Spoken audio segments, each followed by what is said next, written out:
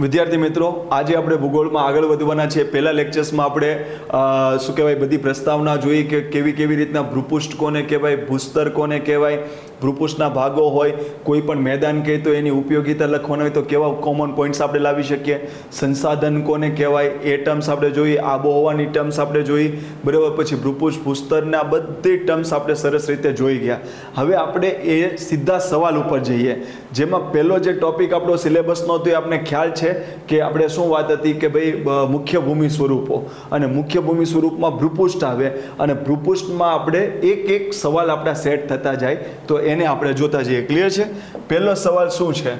ધારો કે 200 શબ્દમાં તમને એક સવાલ પૂછશે અને એમાં એવો સવાલ પૂછશે કે આપણે વાત શું કરી કે ભાઈ જમીનથી ઉપર ભાગ હોય એને આપણે શું કહેવાય? ભૂપૃષ્ઠ. ભૂપૃષ્ઠમાં શું શું આવે? તો ભાઈ આપણે બધાને ખબર છે, પર્વત આવે, મેદાન આવે, ઉચ્ચ પ્રદેશ આવે અને ડુંગરાળ વિસ્તાર આવે. તો પહેલો ટોપિક આપણો જે ભૂપૃષ્ઠનો છે તો એમાં ગુજરાત અને ભારત બેય આપણા સિલેબસમાં આપ્યા છે. તો તમને ગુજરાતમાં પર્વત તો નથી એટલે ડાયરેક્ટ ગુજરાતના મેદાનો ઉપર આવે, ઉચ્ચ પ્રદેશ ઉપર આવે, ડુંગરાળ વિસ્તાર ઉપર આવે. હવે તમને પૂછ્યો છે કચ્છના રણ વિસ્તારની ભૌગોલિક લાક્ષણિકતાઓની ચર્ચા કરો અને ગુજરાતના આર્થિક વિકાસ માટે તેની ઉપયોગિતા જણાવો. એનો મતલબ એમ કે ભૂપૃષ્ઠમાં જે મેદાન આવે તો મેદાનમાં આપણે ગુજરાતને રણ પણ છે તો એ મેદાની ભાગ જ કહેવાય, પણ એની આબોહવા અને એની જમીનની પ્રકૃતિ રણ જેવી હશે. પછી ગુજરાતને દરિયા કિનારો છે તો દરિયા કિનારાના સવાલ પણ મેદાની ભાગને જ ટચ થાય, પણ એ દરિયા કિનારાનો વિસ્તાર છે એટલે જમીન એની ખારાશ પડતી ને એવી રીતના હશે. પછી તમે જે બાકીના શબ્દો જાણો છો, લીલી નાગેર છે, પછી ઘેડ પ્રદેશ છે, પછી શું કહેવાય ચરોતર છે, કાનમ છે, એને આપણે એમ કહી શકીએ કે ગુજરાતના સામાન્ય મેદાનો, એટલે કે ચરોતર, કાનમ, વાંકળ પ્રદેશ, માળ પ્રદેશ, વઢિયાર પ્રદેશ, બરાબર, બન્ની પ્રદેશ, આ બધું જ આપણે ભણવાના છે સવાલના ફોર્મમાં. આટલું ક્લિયર છે? તો ઓકે. પછી જેવું આપણે ગુજરાત ભણી લેશું એટલે એના એ જ કન્સેપ્ટ આપણે મેઇન્સ માટે કોના ભણશું? પછી ભારતના. આટલું ક્લિયર? તો પહેલો સવાલ શું છે? આપણી પેટર્ન શું છે? પહેલા હું તમને આમાં બ્રેન સ્ટ્રોમિંગ કરાવીશ. એટલે ધારો કે આ છે કચ્છના રણનો વિસ્તાર, એટલે બ્રેન સ્ટ્રોમિંગ આ પેજમાં કરાવ્યું અને આ બીજા પેજમાં કરાવ્યું, કારણ કે તમને 10 માર્કમાં 2 પેજ આપશે, આગળનું પેજ ને પાછળનું પેજ. પછી તમારે ચિંતા નથી કરવાની કે સાહેબ એકચ્યુઅલી અમને આ સવાલમાં તમે સમજાવ્યું પણ લખવું કેમ, તો તરત જ પાછળ મેં મારી મહેનત કરીને વસ્તુ બનાવી છે જે તમને સીધી કામમાં આવશે, એટલે થોડી તમારી મહેનત સરળ થશે. એટલે ટોપિક વાઇઝ PYQ થી માંડીને બધા જ સવાલ આપણે કરવાના છે. ક્લિયર છે? તો ચાલો આવતા રહીએ. જો કચ્છના રણ વિસ્તારની ભૌગોલિક લાક્ષણિકતાઓ જણાવવાની છે અને તેનો આર્થિક વિકાસ. એટલે આ સવાલમાં આપણે આમ સમજવાનું કે તમારી પાસેથી 2 એંગલ માગે છે, એક ભૌગોલિક લાક્ષણિકતાનો એંગલ માગે છે અને બીજો આર્થિક વિકાસ માટેનો તેનો એંગલ માગે છે. રાઈટ? હવે મેં તમને આગળ કહી દીધું કે મેદાન હોય અને આર્થિક વિકાસ કહે એટલે તમારે ચોટી જ જવાનું. ખેતીલાયક જમીન, પછી ત્યાં આગળ પરિવહન સારું હોય, ત્યાં આગળ ઉદ્યોગો સારા હોય, ત્યાં આગળ માનવની વસ્તી સારી હોય, લેબર કાર્ય સારું ચાલતું હોય, ત્યાં આગળ શું કે આર્થિક ઉપાર્જનની વ્યવસ્થા સારી હોય, બાંધકામ સારા હોય ત્યાં આગળ, કારણ કે સરફેસ પ્લેન છે. પણ થોડું એ ધ્યાનમાં રાખવાનું કે રણવાળું છે, પછી ત્યાં પાછું એમ નહીં કહેવાનું ત્યાં આગળ જોરદાર ફળદ્રુપ જમીન હોય, ત્યાં આ હોય, એટલે ભાઈ મેદાનમાં રણ છે તો જોડું માપે રહે. ક્લિયર છે? તો થોડું એ સમજવાનું. પછી કોપી એવી નહીં કરવાની અનનેસેસરી કે બધી જ વસ્તુઓ પછી પેલી આમ તેમ થાય. ક્લિયર? તો ચાલો, ભૌગોલિક લાક્ષણિકતા અને આર્થિક વિકાસ માટે, એટલે આનું આપણે પહેલા ફોર્મેટ કેવું બનાવવાનું? આવું બનાવવાનું. જો આવું, અહીંયા રણ વિસ્તાર લખવાનો, ગુજરાતનો રણ વિસ્તાર. પછી એની પ્રાથમિક માહિતી તમારે આટલા વાક્યમાં અહીંયા સુધી લખી નાખવાની. એટલે એને એમ ખબર પડે કે ઓકે ચાલો ભાઈ આને ગુજરાતના રણ વિસ્તાર વિશે ખબર છે. પછી તમારું બીજું, જો આમાં હું 2 પેન અલગથી એટલા માટે બતાવું તમને ખ્યાલ આવે કે જો આવા સેક્શન અલગ અલગ પડે છે, બરાબર છે, પણ તમારે તમારા પેપરમાં એક જ પેનથી લખવાનું છે. એ અમારી સમયે પરિપત્ર હતો કે બ્લુ પેનથી લખી શકો, બ્લેક પેનથી. પાછું તમારે જોવાનું, તમે જ્યારે એક્ઝામની તૈયારી કરતા હોય ત્યારે પરિપત્ર વાંચી લેવાનો, પણ બ્લેક પેનથી લખતા હોય તો બ્લેક પેનથી જ અંડરલાઈન હોવી જોઈએ, બ્લુ પેનથી લખતા હોય તો બ્લુ પેનથી જ અંડરલાઈન અને બોક્સ બનવા જોઈએ. 2 પેન વાપરશો તો તમારું પેપર ચેક થશે નહીં. આ યાદ રાખજો. Okay, done. હવે અહીંયા મેં એક બોક્સ બનાવી દીધું અને એને આપ્યું રણ વિસ્તારની ભૌગોલિક લાક્ષણિકતાઓ. આવું બનાવી દીધું અને પછી અહીંથી મેં પોઈન્ટ બનાવવાના ચાલુ કર્યા. મિનિમમ 5 પોઈન્ટથી વધુ પોઈન્ટ બનવા જોઈએ. એની હાવ ઓકે, સાવ વાહિયાત નહીં, પણ એની હાવ થોડું મારી મચોડીને પોઈન્ટ બનવા જરૂરી છે. વાહિયાત નહીં અને ઇરરિલિવન્ટ નહીં. થોડું લેસ રિલિવન્ટ હોય તો ચાલે, પણ પોઈન્ટ પ્રોપર બનવા જોઈએ. તો રણના ભૌગોલિક વિસ્તારની લાક્ષણિકતામાં તમે આવા પોઈન્ટ બનાવ્યા. પછી બીજા પેજમાં આવ્યા તો ત્યાં લખ્યું, ધારો કે હજુ અહીંયા પેલા 6 હતા, કેટલા સુધી હતા? 7 હતા. તમને ખેંચીને 8 9 આવડી ગયા. ચાલો કાંઈ વાંધો નહીં. તો હવે અહીંયા એક બીજું બનાવો અને એમાં એમ મૂકો કે રણ વિસ્તાર અને આર્થિક વિકાસ માટે ઉપયોગિતા. આવું લખી દીધું. પછી પાછું અહીંયા લખો 2 3 4 5 6 7 8 મુદ્દા બનાવી નાખો. આવી રીતના લખેલ. બરાબર છે? આવી રીતના. એટલે શું થાય, કોઈ પણ વ્યક્તિ તમારું પેપર જોવા આવે ત્યારે એને 10 માર્કમાં 200 શબ્દ લખવાના કીધા છે. એટલે તમે રણ વિસ્તારની પહેલા પ્રાથમિક માહિતી આપી. ધારો કે કચ્છનું રણ છે તો તમે એમ કીધું ભાઈ કચ્છનું રણ છે એ મોટું રણ છે અને નાનું રણ છે. બરાબર? મોટું રણ છે એ 128 × 256 કિલોમીટર અને નાનું રણ છે તો 15 થી 60 થી લઈને 128 કિલોમીટર. આવું તમે એક લખી નાખો. કચ્છમાં રણના 2 વિસ્તાર છે, મોટું રણ અને નાનું રણ. મોટું રણ ઉત્તરમાં છે, નાનું રણ એ દક્ષિણ પૂર્વમાં છે. આટલું લખી દીધું. હવે રણ વિસ્તારની ભૌગોલિક લાક્ષણિકતાઓ. તો હવે જો અહીંયા હું તમને કન્સેપ્ટ સમજાવી દઉં. હવે તમને એમ કીધું છે કચ્છના ભૌગોલિક લાક્ષણિકતાઓ જણાવો.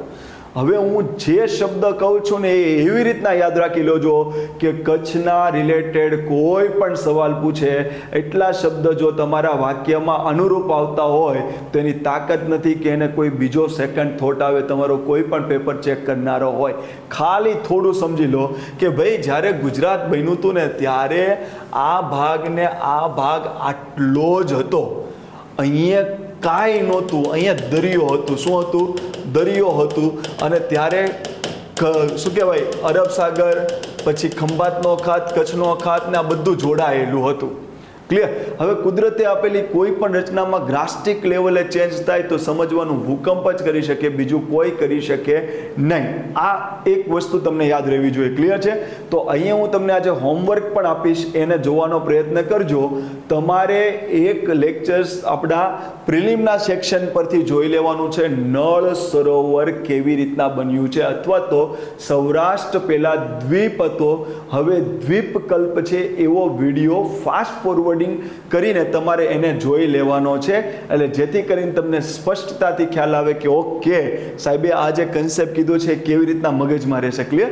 એટલે જેથી કરીને નળ સરોવર રિલેટેડ કોઈ સવાલ પૂછે તો તમે મેઇન્સમાં આરામથી લખી શકશો. ક્લિયર? કયા હેડિંગ વાળો વિડીયો તમારે જોવાનું છે પ્રિલિમના સેક્શનમાં જઈને? એ વિડીયો જોવાનો છે તમારે. સૌરાષ્ટ્ર પહેલા દ્વીપ હતું, હવે દ્વીપકલ્પ છે, અથવા નળ સરોવરની ભૌગોલિક રચના. આટલું ક્લિયર છે? તો આપણે કચ્છની વિશે જોઈએ તો સાંભળજો. કોઈ પણ જમીન તલ પૂરું થાય ને સમુદ્રનું તલ જે છે ને એ હંમેશા આવી રીતના હોય. ડાયરેક્ટ આવી રીતના ન હોય કે જમીનનું તલ પૂરું થયું એટલે ડાયરેક્ટ સમુદ્રનું તલ આવું ઊંડું આવી ગયું. એવી રીતના ન હોય. પહેલાં સમુદ્રનું તલ આવું હોય, પછી આવું હોય, પછી આવું હોય. ક્લિયર છે? તો એટલું યાદ રાખજો, જે સમુદ્ર તલનું સૌથી છીછરો ભાગ છે એ જમીન તલ સાથે જોડાયેલો છે એનું નામ છે ખંડીય છાજલી. શું નામ છે? ખંડીય છાજલી. પછી આ જે સમુદ્ર તલનો ભાગ છે એને કહેવાય ખંડીય ઢોળાવ. શું કહેવાય? ખંડીય ઢોળાવ. પછી આ સમુદ્રનો ભાગ જે આવી ગયો ઊંડા મૂંડો એને કહેવાય ગહન સમુદ્ર તલ. એને શું કહેવાય? ગહન સમુદ્ર તલ. તો એટલું યાદ રાખજો, સમુદ્ર તલનો જમીન તલ સાથે જે જોડાયેલો ભાગ હોય એ છીછરો હોય, પછી ઊંડો દરિયો આવે તો એને કહેવાય ખંડીય છાજલી. આટલું ક્લિયર? તો ભૂકંપ આવે તો આ ખંડીય છાજલી ઉચકાઈને બહાર આવે અહીં આમ ઉચકાઈ જાય તો દરિયો સાઈડ પર ખસે.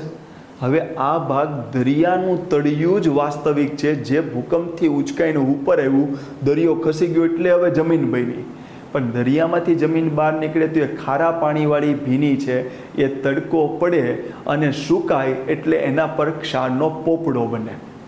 અને એક ક્ષારનો પોપડો તમે ધ્યાનથી જુઓ તો તમને સફેદ રંગનો દેખાય. એટલા માટે આપણે એને એમ કહીએ છીએ કે આ સફેદ રંગનું રણ છે. કારણ કે રણ એટલે શું? ઉત્પાદકતા જે જમીન ગુમાવી બેઠે એને એ જમીનનો રણ વિસ્તાર કહેવાય, કે જેની ઉત્પાદકતા ગુમાવી ચૂક્યું છે, કોઈ પણ વસ્તુ વાવવાથી ઉગતી નથી. તો મીઠાવાળો ભાગ હશે ત્યાં જમીનની ઉત્પાદકતા ક્ષમતા શું થતી જશે? ઘટતી જશે. એટલે તમને અહીંયા કચ્છના રણમાં તમને અરબાવાળું ઉલ હબીબી કરતું રણ નહીં દેખાય, તો એ રણ છે.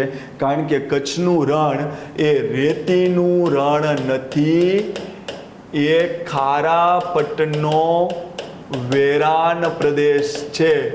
કારણ કે દુનિયામાં રણ બે રીતના બને. એક જે જગ્યાએ દુનિયામાં 4 ઇંચથી ઓછો વરસાદ પડતો હોય એ રણ બનવા લાગે. એટલે જે દુનિયાનો વિસ્તાર હોય ત્યાં આગળ વર્ષમાં 4 ઇંચથી ઓછો વરસાદ પડતો હોય તો એ જમીનમાં પાણી જતું રહે, પાણી ઓછું રહે, એટલે એ જમીન બરડ બનતી જાય અને બંજર બનતી જાય અને એ રણમાં કન્વર્ટ થાય. પણ દુનિયાના બધા જે રણ આ રીતના બને છે રેતીવાળા રણ હોય છે. પેલા રાજસ્થાનના રણમાં પેલો સુનિલ શેટ્ટી મેરી માં હે એવી જે રેતીનું રણ છે, એવું તમને કચ્છમાં બહુ નહીં દેખાય. ઉપરના ભાગમાં થોડું દેખાય છે, બાકી નહીં દેખાય. કારણ કે આપણું રણ બધા દુનિયાના જે ઓછા વરસાદથી બનેલા રણ છે એવી રીતના નથી. આપણું રણ તો આ ભાગ પર ભૂકંપ આવવાથી સમુદ્ર તળ ઉચકાઈ ગયું એટલે દરિયો સાઈડ પર ખસ્યો અને આ ભાગ સમુદ્રમાંથી બહાર નીકળ્યો છે, સમુદ્રનું તળિયું છે, એટલે એ સુકાઈને મોટો ક્ષારનો પોપડો બન્યો, જેના પર ખેતી ન થાય. એટલા માટે રણ છે. એટલા માટે રેતીનું રણ નહીં પણ એ ખારાપટનો વેરાન પ્રદેશ છે. અને આ ક્ષારને ટેસ્ટ કરો તો કડવો ન લાગે, ખારો લાગે, એટલે ખારોપટ. આ ક્ષાર દેખાવમાં સફેદ રંગનું હોય એટલા માટે આ રણને સફેદ રણ કહેવાય. કેટલાને આ વસ્તુ ક્લિયર? આ બધાને ક્લિયર છે? આ તમારે ભૌગોલિક લાક્ષણિકતામાં તમારે આ વસ્તુ લખવાની છે કે ભાઈ આની ભૌગોલિક લાક્ષણિકતા આવી છે. આટલું પહેલાં ક્લિયર છે બધાને? ડન થઈ ગયું? તો ઓકે. તો કચ્છ છે, કચ્છનું રણ, એના માટે કેટલા પોઈન્ટ્સ તમને ખબર હોવી જોઈએ કે ખંડીય છાજલી ઉચકાવાથી બન્યું છે. બરાબર છે? પછી એ ખંડીય છાજલી ઉચકાવાથી બન્યું છે. શેનાથી બન્યું છે? ભૂકંપથી બન્યું છે આ રણ. બરાબર છે? પછી એના પર શું હોય? ક્ષારનો પોપડો હોય. હવે ક્ષારનો પોપડો જો ચાદરની જેમ ફેલાયેલો હોય, ચાદરની જેમ, ચાદર આપણે એમ કેમ સફેદ ચાદર પાથરી હોય, તો ચાદરની જેમ ફેલાયેલો હોય ને એને ખારો કહેવાય. હવે આમ સફેદ ચાદરની જેમ ક્ષાર ફેલાયેલો છે, એમાં તમે ચાલતા જાઓ તો ક્યાંક તમને ઉપસેલો ભાગ દેખાય, તો એ ક્ષારના પોપડાને કહેવાય લાણાસરી. શું કહેવાય? લાણાસરી. એટલે એને કહેવાય ઉપસેલો ક્ષાર. આટલું ક્લિયર છે? પછી એમાં તમે આમ ખોઈદું, આમ નીચે ખોઈદું તો એની સાથે ક્ષારની સાથે થોડી માટી તો આવશે. ટેસ્ટ કરશો તો કડવું લાગે, એટલે કડવું જ લાગે ને. પછી નીચેથી તું ક્ષાર કાઢી એમાં માટી આવે એટલે થોડો કડવો લાગે અને થોડું એનો કલર કાળા જેવો થઈ જાય, કારણ કે માટી બળી ગઈ. તો ઊંડેથી તમે જે ક્ષાર કાઢશો એમાંથી તો એને કહેવાય ખારાસરી. તો ખારાસરી કેવા રંગની હોય? કાળા રંગની. અને એનો ટેસ્ટ કેવો હોય? આ ક્ષારનો થોડો કડવો હોય. તો આ એની ભૌગોલિક લાક્ષણિકતા જ કહેવાય કે ભાઈ ત્યાં ક્ષાર કેવા હોય? ખારો, ખારાસરી, લાણાસરી. પછી શેનાથી બન્યું? તો ભૂકંપથી બન્યું. બરાબર? પછી ખંડીય છાજલી ઉચકાવાથી બન્યું છે. આટલી વસ્તુ તમને સ્પષ્ટતા થઈ ગઈ? બધાને અહીંયા સુધી ક્લિયર? હવે એક વસ્તુ તમે ધ્યાનથી સમજજો. બીજી અમુક ભૌગોલિક લાક્ષણિકતા એવી છે કે સારા વિદ્યાર્થીને ડાયરેક્ટ મગજમાં નહીં આવે. એ કઈ આવશે ખબર છે? આ કચ્છમાં જ્યારે વરસાદ પડે છે, ત્યારે આખું કચ્છનું રણ જળબંબાકાર થઈ જાય છે. કેમ? કારણ કે કચ્છનું જે રણ છે, કચ્છનું રણ, બરાબર, ધારો કે આ કચ્છનું મોટું રણ છે અને આ કચ્છનું નાનું રણ છે, તો મોટા રણમાંથી ઉપરથી પાણી આવે છે એ લુણી નદી પાણી લઈને આવે છે રાજસ્થાનથી, તો કચ્છના મોટા રણમાં લુણી નદી પાણી લઈને આવે છે ઉપરથી, અને આ જે કચ્છનું નાનું રણ છે ત્યાં બનાસ, સરસ્વતી અને રૂપેણ નદીઓ પાણી લાવે છે. અને અહીંથી કઈ નદીઓ લાવે છે પાણી? તો આ 3 નદીનું નામ લખું છું, બનાસ, સરસ્વતી અને રૂપેણ. અને આ 3 નદીનું કયું કયું નામ લખું છું? મચ્છુ, બ્રાહ્મણી અને ફાલ્ગુ. તો તમને એવું નથી લાગતું કે કચ્છના રણમાં ક્યારેક તો પાણી આવશે? કારણ કે કચ્છના રણમાં નદીઓ અંતસ્થ કુંવારિકા નદીઓ જે દરિયાને ન મળતા રણમાં સમાઈ જાય છે, તો એ ચોમાસામાં તો પાણી લાવશે ને. તો ચોમાસામાં રણ કેવું થઈ જશે? જળબંબાકાર. હવે ચોમાસામાં તમારી ઘરની આજુબાજુમાં વરસાદ પડે તો પહેલાં કેવું થાય? એકદમ પાણીવાળું થઈ જાય, બધું ડૂબી જાય, બરાબર છે. પછી થોડા દિવસ પછી કાદવ કીચડ થાય. કેવું થાય? કાદવ કીચડ જેવું લાગે તમને બધું, આમ કાદવ કીચડ, બરાબર છે. અને પછી થોડા પછી સુકાઈ જાય એટલે એકદમ સૂકો ભટ્ટ થઈ જાય. તો કચ્છના રણની ભૌગોલિક લાક્ષણિકતા પૂછે ત્યારે તમારે આ શબ્દ યાદ રાખવાનું. જો યાદ રાખજો, જૂનું છે ને, જૂનું છે એ નવું થાય. કેવું થાય? નવું થાય તો બધાને ફેબ્યુલસ લાગે. કેવું લાગે? ફેબ્યુલસ. જૂનું હોય એને હું આમાં શું એમ કરીને એને નવું બનાવી નાખું તો તમે કહેશો ઓહો ફેબ્યુલસ, બરાબર, કારણ કે જોરદાર લાગ્યું. તો યાદ રાખજો, જૂનું એટલે જૂન મહિનો, નવું એટલે નવેમ્બર મહિનો, ફેબ્યુલસ એટલે ફેબ્રુઆરી. તો જૂન મહિનામાં બધાને ખબર પડે કે વરસાદ પડે છે, તો જૂન મહિનાથી નવેમ્બર મહિના સુધી કચ્છ જળબંબાકાર હશે. કેવું હશે? કચ્છનું રણ જળબંબાકાર હશે, એટલે પાણી એનું આચ્છાદન થઈ જશે. પછી વરસાદ બંધ થાય, જૂન મહિના, જુલાઈ, ઓગસ્ટ, સપ્ટેમ્બર વરસાદ બંધ થાય. પછીનો જે સમયગાળો આવશે નવેમ્બરથી ફેબ્રુઆરી સુધીનો સમયગાળો, ત્યારે કચ્છનું રણ કેવું થશે? કાદવ કીચડવાળું. કેમ કાદવ કીચડવાળું? હવે વરસાદનું પાણી બંધ થયું, જળબંબાકાર બંધ થયું, હવે સુકાનું એટલે કાદવ કીચડવાળું થયું. અને પછી તમે ફેબ્રુઆરીથી આગળ જાઓ એટલે ફેબ્રુઆરીથી જૂન આવે કે ન આવે? ફેબ્રુઆરી, માર્ચ, એપ્રિલ, મે, જૂન. તો ફેબ્રુઆરીથી જૂન જશો ત્યારે કચ્છનું રણ કેવું હશે? સૂકું ભટ્ટ જેવું હશે. આ એની ભૌગોલિક લાક્ષણિકતાથી. આમાં તમે ગમે તે લખો ને તમારું સાચું ન પડે. ખારો પટ, રેતીનું રણ નથી, ભૂકંપથી બન્યું છે, ખંડીય સાજરી ઉચકાવાથી બન્યું છે, એમાં ક્ષારના પોપડાઓ જોવા મળે છે, એમાં અંતસ્કુવારિકા નદીઓ જોવા મળે છે, એમાં આ મહિનામાં કચ્છનું રણ એ જળબંબાકાર હોય, આ મહિનામાં કચ્છનું રણ એ કાદવ કીચડવાળું હોય, આ મહિનામાં કચ્છનું રણ એ સૂકું ભટ્ટ હોય. આ એની ભૌગોલિક લાક્ષણિકતાઓ કહેવાય, જેને તમારે અહીંયા પોઈન્ટ આઉટ કરવાની હોય. ક્લિયર છે? પછી બીજા પેજમાં આપણે શું લખવાનું છે કે એનો આર્થિક વિકાસ કેવી રીતના થાય? રણ છે તો એનો આર્થિક વિકાસ કેવી રીતના થાય? બરાબર છે.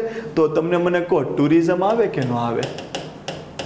રણ મહોત્સવ કરો છો, ખબર પડે ત્યાં ટેન્ટના ભાવ પૂછ્યા કોઈ દિવસ? ટેન્ટના ભાવ પૂછ્યા? બરાબર, એટલે તમને ખબર પડે કે કેટલું આજીવિકા થાય. રણ મહોત્સવ. પછી યાદ રાખજો કે પુનઃ પ્રાપ્ય ઉર્જા સ્ત્રોત માટે બહુ મહત્વનું હોય. તમને એમ થાય કે કેમ? તો સાંભળજો, પવન ઉર્જા મારે પેદા કરવાની હોય તો પવનની સ્પીડ ઓછામાં ઓછી 14 થી 16 કિલોમીટર, 14 અથવા તો 16 કિલોમીટર પ્રતિ અવર હોવી જોઈએ. કારણ કે પછી તમે ફૂંક મારો તો તમે કહો કે એકચ્યુઅલી મેં તો ઘરે પવનચક્કીમાં ફૂંક મારીને મેં પવનચક્કી ફેરવીને પવન ઉર્જા પેદા કરી. ન થાય. પવન ઉર્જા માટે ઓછામાં ઓછી મિનિમમ ઝડપ જોઈએ 14 કિલોમીટર પ્રતિ અવર કે 16 કિલોમીટર પ્રતિ અવર. તો કચ્છના રણમાં અથવા દરિયા કિનારાની કોઈ પણ ઉપયોગિતા પૂછો એટલે પવન ઉર્જા લખવાની. કારણ કે તમારું એક બિલ્ડિંગ આવું હોય એટલે તમે અહીંયા બધા બાકી આજુબાજુના 2 બિલ્ડિંગ નાના હોય એટલે મહેમાન આવે એટલે તમે શું કહેતા? અમારે તો ભાઈ હવા ઉજાસ બહુ, અમે તો અહીંયા રહીએ ને તો અમારે તો ઉનાળામાં પંખોય ક્યારેય ન કરવો પડે. પણ એમ પછી આ બિલ્ડિંગ રીડેવલપમેન્ટમાં જાય ને આ બિલ્ડિંગને ઊંચું બનાવવામાં આવે, આ બિલ્ડિંગ રીડેવલપમેન્ટમાં ગયું આને ઊંચું બનાવવામાં આવે એટલે મહેમાન આવ્યા પછી ત્યારે મોટું એમ નથી, હવે તો અમારે હવા ઉજાસ બંધ થઈ ગયા. કેમ? કારણ કે પવન જે આવતો હતો એને પહેલાં અડચણ નહોતી, હવે અડચણ છે.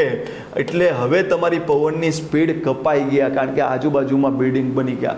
પણ મને કહો, રણ વિસ્તાર હોય એમાં રસ્તામાં ક્યાંય વૃક્ષ આવે? એમાં રસ્તામાં ક્યાંય મકાન આવે ન આવે, એટલે એમાં પવનની સ્પીડ કેવી હોય, ફાસ્ટ હોય. પવનની સ્પીડ ફાસ્ટ હોય એટલે પવનચક્કી સારી ફરે, પવનચક્કી સારી ફરે એટલે પવન ઉર્જા સારી ઉત્પન્ન થાય.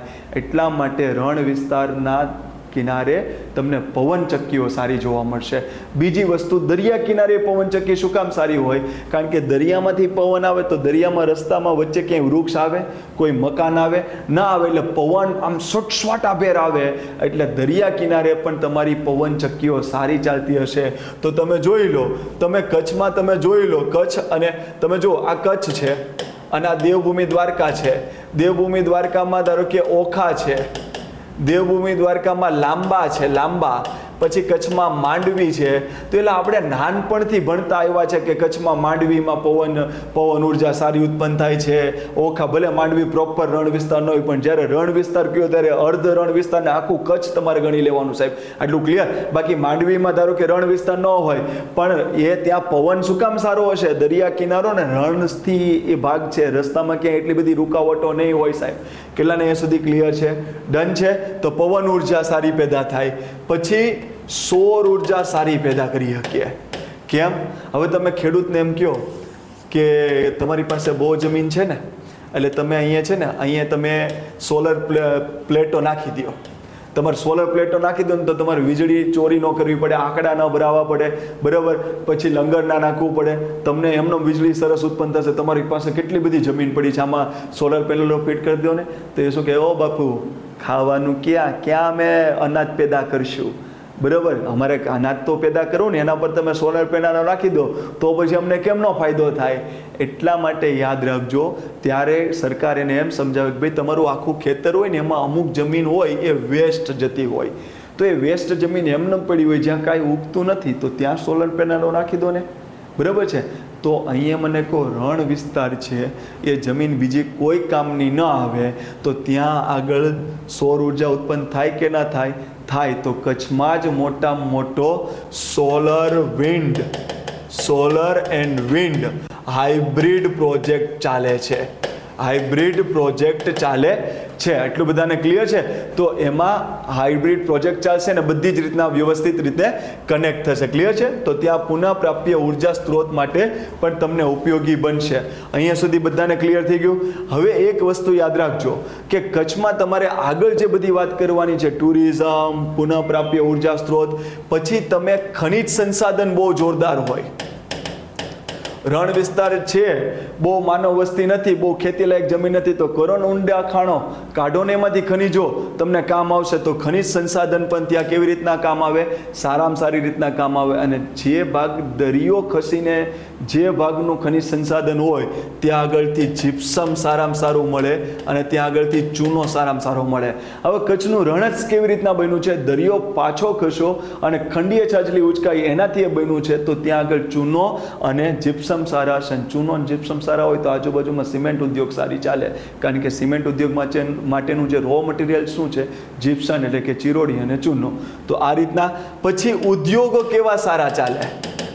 ઉદ્યોગો કેમ સારા ચાલે? તો ભાઈ રણ વિસ્તાર છે, ત્યાં આગળની જમીન એકદમ પ્લેન હશે, તો ખેતી કરવા કરતાં જો એ જમીનની આજુબાજુમાં ઉદ્યોગો સારા ડેવલપ થાય તો એ જમીન આપણે એમ ન કહેવાય કે ખેતી લાયક જમીનનો આપણે એને કર્યું, નોન એગ્રીકલ્ચર. આ ઓલરેડી રણની આસપાસની જમીન એમને પડી છે, તો એનો ક્યાંક આવી રીતના ઉપયોગ કરો. જેમ કે આ ક્ષાર આધારિત ભાગ છે, એટલે મીઠા ઉદ્યોગ તમને સારામાં સારી રીતના પ્રોપર ઉપયોગી થઈ શકે. ક્લિયર છે? હવે આપણે આ બ્રેન સ્ટોમિંગ જોયા પછી આપણે સવાલનું ફોર્મેટ સાચું જોઈએ. તો જો સવાલનું ફોર્મેટ શું છે, મેં મારી રીતના લખ્યું છે, એટલે તમને પણ એ ઉપયોગી બનશે. એટલે આપણું મેઇન્સનો એકદમ સવાલ, આને આપણે થોડું નાનું કરી દઈએ, એટલે જેથી કરીને નીચે સુધીનું તમને આખો ભાગ ક્લિયર થાય. ક્લિયર છે? જો કચ્છના રણની ભૌગોલિક લાક્ષણિકતા અને ઉપયોગિતા વિશે જણાવો. મેં તમને શું કીધું હતું કે પહેલું શું કરવાનું? અહીંયા રણ વિસ્તાર સમજાવી દેવાનો, પછી રણ વિસ્તારની ભૌગોલિક લાક્ષણિકતાઓ, અને પછી એનો ક્યાં ગયો? અહીંયા આગળ કચ્છનું રણ અને તેનો આર્થિક વિકાસ. ક્લિયર છે? તો કોઈ પણ એક્ઝામિનર આવશે એ જોશે, ઓકે આને ભૌગોલિક લાક્ષણિકતા એટલી લખી છે, પછી એણે એનો આર્થિક વિકાસ એટલો લખ્યો છે. ક્લિયર?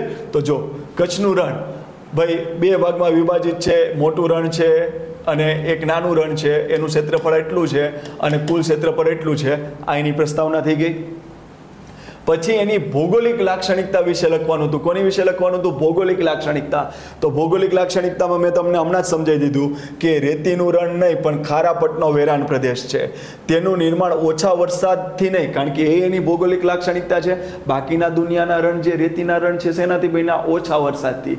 આપણું રેતીનું રણ નથી, ખારાપટનો વેરાન પ્રદેશ છે, તો આપણે ઓછા વરસાદથી નથી બન્યા, આપણે દરિયાનો ભાગ ઉચકાવાથી બન્યો છે. તો આ એની ભૌગોલિક લાક્ષણિકતા કે તેનું નિર્માણ ઓછા વરસાદના બદલે ખંડીય છાજલી ઉચકાવાથી બન્યો છે. તે વિશ્વનું અનુપમ સફેદ રણ છે. વિશ્વના બધા રણો અલગ આનાથી પડે છે. કેમ? કારણ કે આની રચના જેવી રીતના થઈ છે, એટલે એની ભૌગોલિક લાક્ષણિકતામાં બીજું શું છે કે સફેદ રણ છે. ક્લિયર છે? પછી રણ વિસ્તારમાં ક્ષારના પોપડાઓ, ખારો ચાદરની જેમ, લાણાસરી ઉપસેલો ભાગ, ખારાસરી માટી મિશ્રિત, આ એની ભૌગોલિક લાક્ષણિકતા કહેવાય. કચ્છના રણ વિસ્તારમાં ટાપુ અને ટીંબા જોવા મળે છે. મેં તમને કીધું હતું કે ભાઈ કચ્છના રણમાં નદીઓ જે આવે છે, તો જે કચ્છનો રણનો ભાગ ઊંચો હશે એ ડૂબશે નહીં, એની ચારે બાજુ પાણી થઈ જશે, તો એ શું બનશે? ટાપુ બનશે. તો રણમાં ટાપુ જોવા મળે એ પણ કચ્છના રણની કેવી લાક્ષણિકતા કહેવાય? ભૌગોલિક લાક્ષણિકતા. કચ્છના રણમાં ઘણી અંતસ્થ કુંવારિકાઓ નદી છે, બધી જગ્યાએ સામાન્ય નદી છે. કચ્છમાં કેમ અંતસ્થ કુંવારિકા નદી છે? તો એની ભૌગોલિક લાક્ષણિકતા છે કે રણમાં બધું પાણી સમાઈ જશે. ઓકે, મોટું રણ તો લુણી નદી, પછી નાનું રણ તો બનાસ, સરસ્વતી, રૂપેણ, મચ્છુ, બ્રાહ્મણી, ફાલ્ગુ. કચ્છનો રણ પ્રદેશ 3 ભૌગોલિક અવસ્થા ધરાવે છે. એ એની ભૌગોલિક લાક્ષણિકતા: જૂનથી નવેમ્બર જળમગ્ન, નવેમ્બરથી ફેબ્રુઆરી કાદવ કીચડવાળું, ફેબ્રુઆરીથી જૂન સૂકો પટ. ક્લિયર છે?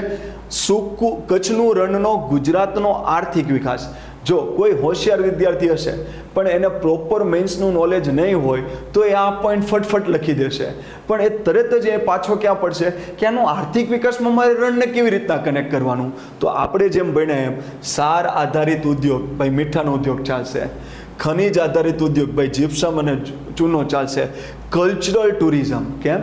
કારણ કે રણ વિસ્તારમાં જે લોકો રહેતા હશે ને એની ટ્રેડિશન એવી હશે કે તમને જોવાની ઈચ્છા થશે કે આ લોકો કેવી રીતના જીવે છે, આ પાણી કેવી રીતના વાપરે છે, આના તહેવારો કેવા હોય છે, આ લોકો કેવી રીતના જીવન જીવે છે. તમને એનું કલ્ચર ડાયવર્સિટી જોરદાર હશે, તો એને વિશિષ્ટ સંસ્કૃતિથી ઉદ્ભવતું કલ્ચર જોવા માટેનું ટુરિઝમ ડેવલપ થશે. ઇકો ટુરિઝમ અને એડવેન્ચર ટુરિઝમ. ઇકો ટુરિઝમ એટલે તમે જંગલાલ વિસ્તારમાં જાઓ, રણ વિસ્તારમાં જાઓ તો ત્યાં તમારે બાલાજીનું પેકેટ નાખવાનું નથી, કારણ કે ઇકોસિસ્ટમ એની એવી છે કે કુદરતી છે, જ્યાં માનવ હસ્તક્ષેપ ઓછો છે. તો એવા ટુરિઝમમાં તમે જાઓ કે જ્યાં તમે એની ઇકોસિસ્ટમને જાળવો, એ રીતના તમે એનું ટુરિઝમ કરો, એને હેરાન ન કરો, એને છંછેડો નહીં. Eco tourism. એડવેન્ચર ટુરિઝમ શું કામ? તો ભાઈ રણ મહોત્સવમાં બીજું કાંઈ ના હોય પણ તમે ત્યાં એડવેન્ચર લાગે, થ્રિલ લાગે કે રાત્રે મારે જોવું છે કે રણ પર ચાંદ્રથી સફેદ રણ કેવું દેખાય છે. બરાબર છે? તો એને કહેવાય એડવેન્ચર ટુરિઝમ. રણ મહોત્સવ ગરોડો. તો એ પણ શું આપે? આર્થિક વિકાસ આપે, રોજગારી આપે. બધા મહોત્સવમાં આવશે તો આજુબાજુમાં કંઈ નહીં લેશે જ ને. રણ આધારિત પશુ સંસાધન. ખારાઈ ઊંટ, બન્ની ભેંસ, બકરી, ઘેટા બકરાનું પશુધન કચ્છમાં જોરદાર છે. શું કામ? ઘેટા બકરા ત્યાં વધુ હશે, રણ પ્રકારની આબોહવા હશે, તો ત્યાં આવા દુધાળુ જીવો જોવા મળશે કે જે ઓછા પાણીમાં પણ સર્વાઈવ કરી શકતા હોય. ઊંટ છે, પછી વિશિષ્ટ ત્યાંની બન્ની ભેંસ છે, બકરી અને ઘેટા. તો પશુધન દ્વારા આર્થિક વિકાસ. પછી રણ આધારિત કૃષિકીય પ્રવૃત્તિ. જો શું કીધું? રણમાં ફળદ્રુપ જમીન ને પછી એવા બમગોળા નહીં ફેંકી દેવાના. રણ એટલે ત્યાં એવું જ લખવાનું, રણ આધારિત કૃષિકીય પ્રવૃત્તિ આજુબાજુમાં થતી હશે. ખારેક છે, જુવાર છે, બાજરી છે, કચ્છના કેળા, કેરી, આ બધી વસ્તુ તમારે આ રીતના લખવાની. પછી પુનઃપ્રાપ્ય ઉર્જાના સ્ત્રોત. પવન ઉર્જાના મુખ્ય કેન્દ્ર. બરાબર? પવન ઉર્જાના મુખ્ય કેન્દ્ર અને સોલાર વિન્ડ. તો એના આપણે 7 પોઈન્ટ બનાવી નાખ્યા, ઉપરના 8 પોઈન્ટ બનાવી નાખ્યા. એટલે તમારો પેપર ચેકર 2 પેજમાં એટલું જો હે 16 પોઈન્ટ, એટલે ખુશ થઈ જશે. પછી સારા માર્ક હશે એ આપશે. જો એણે એમ નક્કી કર્યું હશે કે 10માંથી 5 માર્ક સારા કહેવાય, તમને મળશે. 10માંથી 6 માર્ક સારા એને નક્કી કર્યા હશે તો 6 તમને મળશે. કારણ કે નીચે આવું લખવાનું: કચ્છના રણની દુર્લભતા, સરકારના પ્રયત્ન અને સ્થાનિક લોકોની સહકારિતા અને સહકારથી કચ્છનું રણ ગુજરાતના આર્થિક વિકાસનું એન્જિન બન્યું છે. કારણ કે તમને રણની લાક્ષણિકતા પૂછીને આર્થિક ઉપયોગિતા પૂછી તો આપણે શું કીધું કે રણની દુર્લભતા, સરકારના પ્રયત્ન અને ત્યાંના સ્થાનિક લોકોનો સહકારથી આજે કચ્છ એ ગુજરાતનું આર્થિક એન્જિન બન્યું છે. ક્લિયર? એટલે આપણો સવાલ એ કમ્પ્લીટ પૂરો થઈ જાય. ડન છે? ચાલો બીજો સવાલ. ગુજરાતના મેદાનની ભૌગોલિક વિવિધતા વિશે ચર્ચા કરો. ક્લિયર છે? હવે ગુજરાતના મેદાનની ભૌગોલિક વિવિધતા વિશે ચર્ચા કરો તો આમાંય આવી જ રીતના કરવાનું. ધ્યાનથી સમજો. આમાંય આવી જ રીતના કરવાનું કે પહેલું શું કરવાનું આપણે? પહેલાં શું કરવાનું? આપણે અહીંયા ગુજરાતનો મેદાની વિસ્તાર પ્રસ્તાવના, બરાબર, આટલી આપણી પ્રસ્તાવના થઈ ગઈ ગુજરાતનો મેદાની વિસ્તાર. પછી આપણે લખવાનું પોઈન્ટ શું બનાવવાનો? ગુજરાતના મેદાનની ભૌગોલિક વિવિધતા. શું બનાવવાનું? ગુજરાતના મેદાનની ભૌગોલિક વિવિધતા. બરાબર. પછી અહીંયા આવી રીતના પોઈન્ટ મૂકવા દેવાના. બરાબર છે? પછી અહીંયાથી આવી રીતના લખવાનું ચાલુ કરી દેવાનું. પછી અહીંયા કંઈક તમારે નિષ્કર્ષ સેટ કરવો હોય તો કરી દેવાનું. એટલે આપણું ફોર્મેટ આવી રીતના થવું જોઈએ કે આમાં એને એક પોઈન્ટ જ પૂછો છે. લાસ્ટ ટાઈમનો જે સવાલ હમણાં હતો એમાં શું હતું? રણ વિસ્તારની ભૌગોલિક લાક્ષણિકતા અને આર્થિક વિકાસ. આમાં એણે એક જ પોઈન્ટ પૂછ્યો છે કે મેદાની વિસ્તારની ભૌગોલિક લાક્ષણિકતા જણાવો. ક્લિયર છે? હવે તમે આ સવાલને હું બે ફોર્મેટમાં તમને બતાવવાનો છું. આ સવાલને કેટલા ફોર્મેટમાં બતાવવાનો છું? બે ફોર્મેટમાં. ક્લિયર? કેમ બે ફોર્મેટમાં બતાવવાનો છું? મેદાની વિસ્તારની લાક્ષણિકતા એટલે તમારું મગજ ફાટી જાય એટલો ડેટા તમારી પાસે છે જો તમે પ્રોપર તૈયારી કરી હશે તો. કારણ કે જેમાં ઓછું આવડે ને એ ક્યારેક મેન્સ લખવામાં ફાયદારૂપ છે. જેમાં વધુ આવડે ને એમાં ક્યારેક મેન્સ લખવામાં તકલીફ પડે. કેમ? કારણ કે વધુ આવડે એટલે તમને એક ને એક વસ્તુમાં આમ લખવા માંડો પછી ખબર પડે કે હાલું એક જ પોઈન્ટ આવ્યો છે અને ત્યાં તો 1.5 પેજ તો ભરાઈ ગયું. યાદ રાખજો, એકને એક વસ્તુ એક જ પોઈન્ટને વધુ ડિટેલમાં લખવાથી ગુણ મળતા નથી. યાદ રાખજો, ગુણ મળતા નથી. એકને એક પોઈન્ટ વધુ ડિટેલમાં લખવાથી પોઈન્ટ મળતા નથી. જેટલા પોઈન્ટ વિવિધતાવાળા, સંક્ષિપ્ત અને આકર્ષક તેટલા ગુણ વધુ. આટલું ક્લિયર છે? હવે મેદાની વિસ્તાર એટલે સાહેબ કચ્છનો મેદાની વિસ્તાર. કચ્છના મેદાની વિસ્તારમાં તમારે કેટલું આવે? બન્ની પ્રદેશ આવે, વાગડનું મેદાન આવે. પછી સૌરાષ્ટ્રના મેદાની વિસ્તારમાં તમે જાઓ તો સૌરાષ્ટ્રના મેદાની વિસ્તારમાં તમારે ડિટેલમાં જોવું હોય તો લીલી નાગેર આવે, ઘેડ પ્રદેશ આવે, શેત્રુંજી બેસીન આવે, ભાદર બેસીન આવે, ગોહિલવાડ આવે, પછી હાલાર આવે, બરાબર, પછી સોરઠ આવે, ઝાલાવાડ આવે, બરાબર. તો આ બધા પ્રદેશો આવે. પછી તમે પાછા તળ ગુજરાતના મેદાનમાં જાઓ તો તળ ગુજરાતના મેદાનમાં તો કેટલા આવશે? ચરોતરનું મેદાન આવે, કાનમનું મેદાન આવે, વિરમગામ કપાસ પ્રદેશ આવે, નળકાંઠો આવે, પાલ પ્રદેશ આવે, વઢિયાર આવે, ગોટાનું મેદાન આવે, બરાબર. તો આવું કેટલું બધું ડિટેલમાં છે. તો તમે આમાં ન્યાય પ્રોપર આપવો હોય ને તો તમને બહુ જ ભીંસ પડી જાય એમ છે. કારણ કે ડેટા વધુ છે ને જગ્યા 2 પેજની જ છે અને ટાઈમ લિમિટ છે. તો આ સવાલને મેં શું કર્યું છે? બે ફોર્મેટમાં લખ્યો છે. એટલે જેથી કરીને તમારી લેખન ક્ષમતા ડેવલપ થાય કે યાર આવું પૂછાય તો આપને વસવસોય ન લે કે મેં બહુ ન લખ્યું મારે આ રહી ગયું અને મારું પેપરે પૂરું થઈને સમયસર આપણો સવાલ પણ લખાઈ જાય. તો મેં આના માટે બે ફોર્મેટ કર્યા છે. ક્લિયર છે? Okay, done. ચાલો આનું તમારે ડિટેલમાં તમારે આનું પાછું સવાલ ફોર્મેટમાં આપણે જોઈશું. તમારે હું જે નામ બોલું એમાં તમારે ડિટેલમાં જોવું હોય તો આનું જ તમે પ્રિલિમ સેક્શનના જે વિડીયોઝ છે આપણી એપમાં એમાં તમે જોશો તો તમને તરત જ ખબર પડી જશે કે ઓકે સાહેબ આનું ડિટેલમાં આ રીતના પણ આપને આવડે. પણ અહીંયા આપણે 2 પેજમાં લખવાનું છે. ક્લિયર? ડન. ચાલો હવે આ રીતના ફોર્મેટ બનાવ્યું. હવે જો આ પહેલું ફોર્મેટ બતાવું છું જે આવી રીતના લખ્યું છે. જો આ પહેલું ફોર્મેટ અહીં નીચે છે. હમણાં હું પેલું આમ ઉપર નીચે કરીશ પણ હું 2 પેજ બતાવી દઉં. એક આ રીતના લખું, એક પેજ, અને બીજું પેજ આ રીતના લખું. બરાબર છે? એટલે આ પહેલું ફોર્મેટ આ રીતનું છે. આ અને આ, કારણ કે 2 પેજ આપણે લખવા મળશે. તો આ ફોર્મેટ પહેલાં આપણે સમજી જઈજો. ગુજરાતના મેદાન વિસ્તારની ભૌગોલિક વિવિધતા, એટલે પહેલાં તો મેદાની વિસ્તાર શું છે એને આપણે લખીએ કે ભાઈ જમીનનો જે ભાગ સમથળ ને સમતલ છે અને નીચો છે, એટલે કે ઉચ્ચ પ્રદેશનો ભાગ એ સમથળ જ હોય, ઉચ્ચ પ્રદેશનો ભાગ એ સમથળ જ હોય ઉપરથી, અને મેદાનનો ભાગ એ સમથળ હોય, પણ ઊંચો ભાગ છે મેદાન નીચો ભાગ છે, એટલે સમથળ સમતલ અને નીચો ભાગ છે એવા વિસ્તારને આપણે કહીએ છીએ મેદાની વિસ્તાર. ગુજરાતના ભૂપૃષ્ઠનો 50% ભાગ મેદાની વિસ્તાર છે. મેં તમને આ વસ્તુ સમજાવી દીધી છે કે આવો ડેટા તમારે લખવાનો. ડુંગરાળ વિસ્તાર વિશે હોય તો તમારે એટલો ભાગ ડુંગરાળ વિસ્તાર છે ગુજરાતનો, ભારતમાં હોય તો એમાંય ડેટા આપવાનો, એટલે ડેટા બહુ મહત્ત્વના છે, એટલે જેથી કરીને એને ખ્યાલ આવે કે આની પાસે થોડું નોલેજ પ્રોપર છે.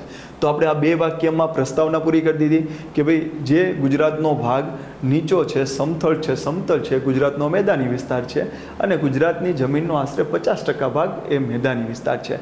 તરત જ આપણે પોઈન્ટ ઉપર આવી ગયા, ભૌગોલિક વિવિધતા, કચ્છ અને એના મેદાનની ભૌગોલિક વિવિધતા. હવે ધ્યાનથી સમજજો. હવે આ જે મેં આ ફોર્મેટ લખ્યું છે ને એમાં શું લખ્યું? કચ્છ અને મેદાની વિસ્તારની ભૌગોલિકતા, બરાબર? એટલે હવે જો આ બોક્સ આવા બનાવતા જવાના, બોક્સ આવા બનાવતા જવાના. કચ્છ અને મેદાની વિસ્તારની ભૌગોલિક લાક્ષણિકતા કીધી ને, એટલે અહીંયા સુધી મેં જો, અહીંયા તમે જો ધ્યાનથી, અહીંયાથી અહીંયા સુધી જુઓ, આ મેં કચ્છનું જ લખ્યું છે, 1 2 3 4 પૂરું કરી દીધું. હવે શું લખ્યું છે? સૌરાષ્ટ્ર અને એના મેદાન વિસ્તારની ભૌગોલિક વિવિધતા, એટલે અહીંથી મેં સૌરાષ્ટ્રનું નીચે લખ્યું, બરાબર? ભાદર બેસીને શત્રુજી બેસીને અહીંયા પૂરું કરી દીધું. અહીંયા લખ્યું તળ ગુજરાત અને મેદાન વિસ્તારની ભૌગોલિક વિવિધતા. એટલે કોઈ પણ એક્ઝામિનર જ્યારે તમારું પેપર જોવા આવે ત્યારે એમ જોવે કે ઓકે મેદાની વિસ્તાર ડન, ઓકે કચ્છ અને એના મેદાનની વિસ્તારની ભૌગોલિક, એટલે આ વાંચે ને એટલે એને ખબર પડે જ કે ઓકે કચ્છને આવી રીતના લખ્યું ને એટલે સૌરાષ્ટ્રનું અલગ લખ્યું જ હશે, અને સૌરાષ્ટ્ર અહીંયા લખ્યું હોય તો એને ખબર હોય કે તળ ગુજરાતનું અહીંયા લખ્યું હશે જ. ક્લિયર છે? તો હવે જુઓ અહીંયા કચ્છ અને મેદાની વિસ્તારની ભૌગોલિક લાક્ષણિકતા. તો કચ્છમાં કે બન્ની પ્રદેશ છે, કંઠીનું મેદાન છે, વાગડનું મેદાન છે અને રણ પ્રદેશવાળું મેદાન છે. આ કચ્છના મેદાનની ભૌગોલિક વિશેષતા કહેવાય. બન્ની પ્રદેશ કચ્છના મોટા રણ અને મુખ્ય ભૂમિભાગની વચ્ચે. જો આ આપણું કચ્છ હોય તો અહીંયા છે મોટું રણ અને અહીંયા છે નાનું રણ.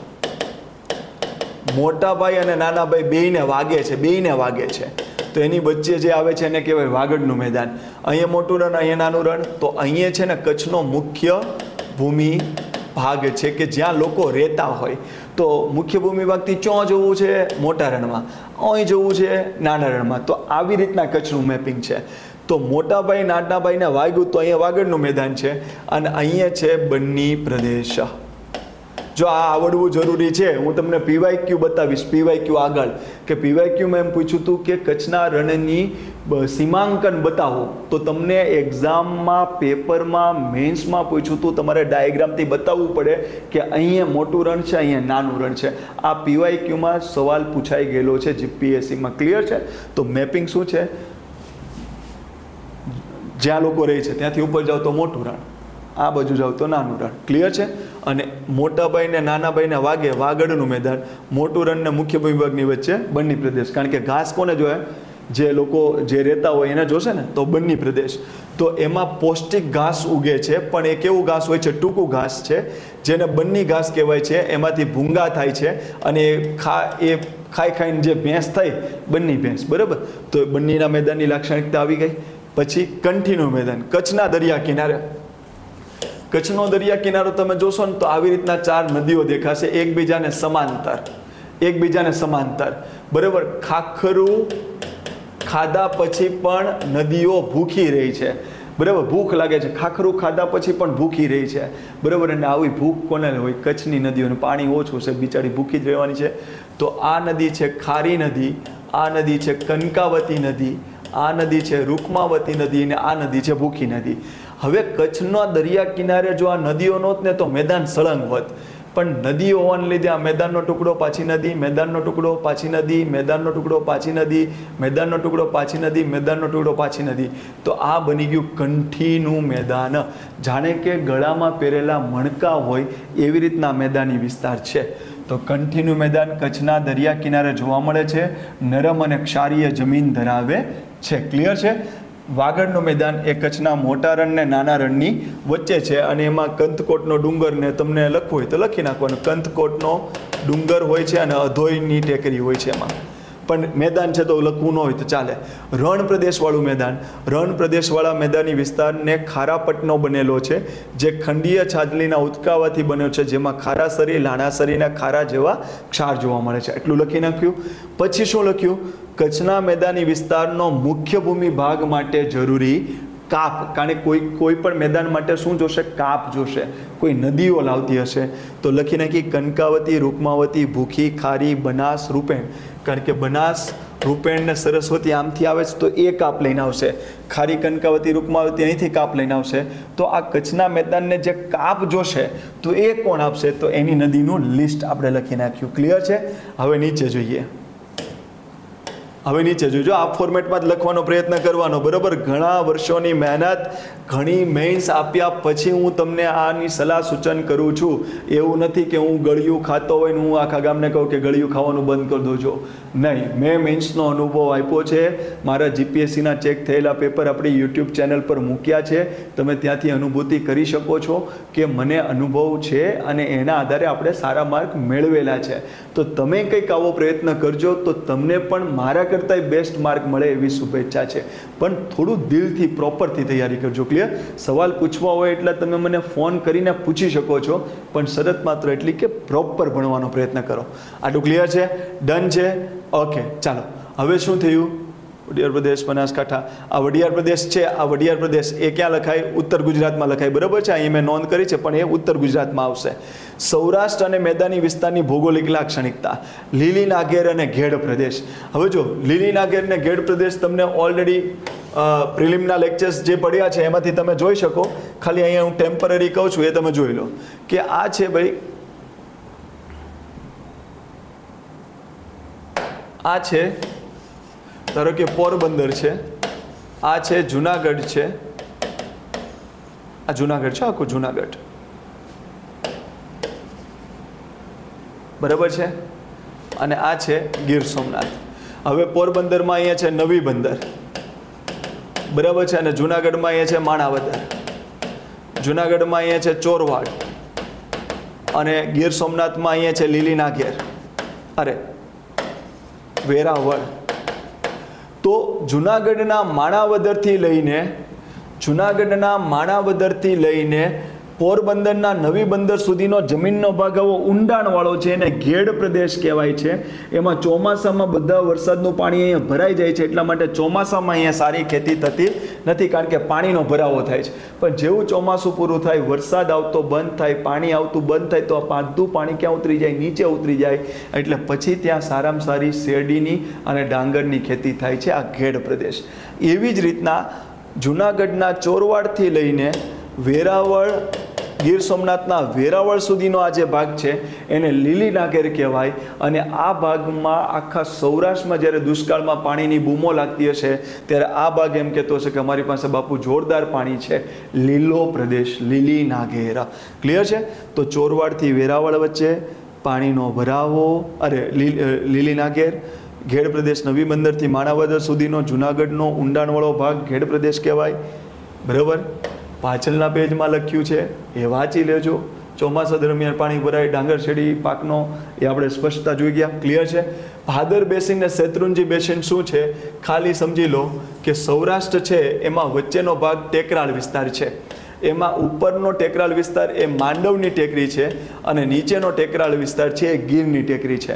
એટલે સૌરાષ્ટ્રની રચના એવી છે કે આખા સૌરાષ્ટ્રમાં વચ્ચેનો ભાગ ટેકરાળ છે.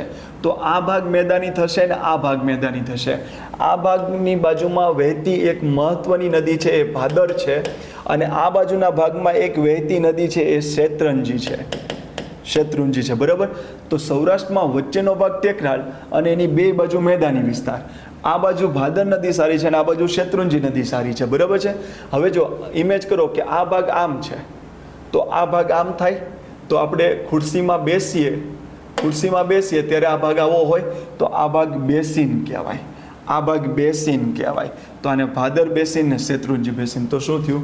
ગીરની ટેકરીની પશ્ચિમ દિશામાં ભાદર બેસીન આવેલું છે, ગીરની ટેકરીની પૂર્વ દિશામાં શેત્રુંજી બેસીને આવેલું છે, આ બાજુ અમરેલી અને ભાવનગર આવશે, અને આ બાજુ રાજકોટ અને પોરબંદર આવશે.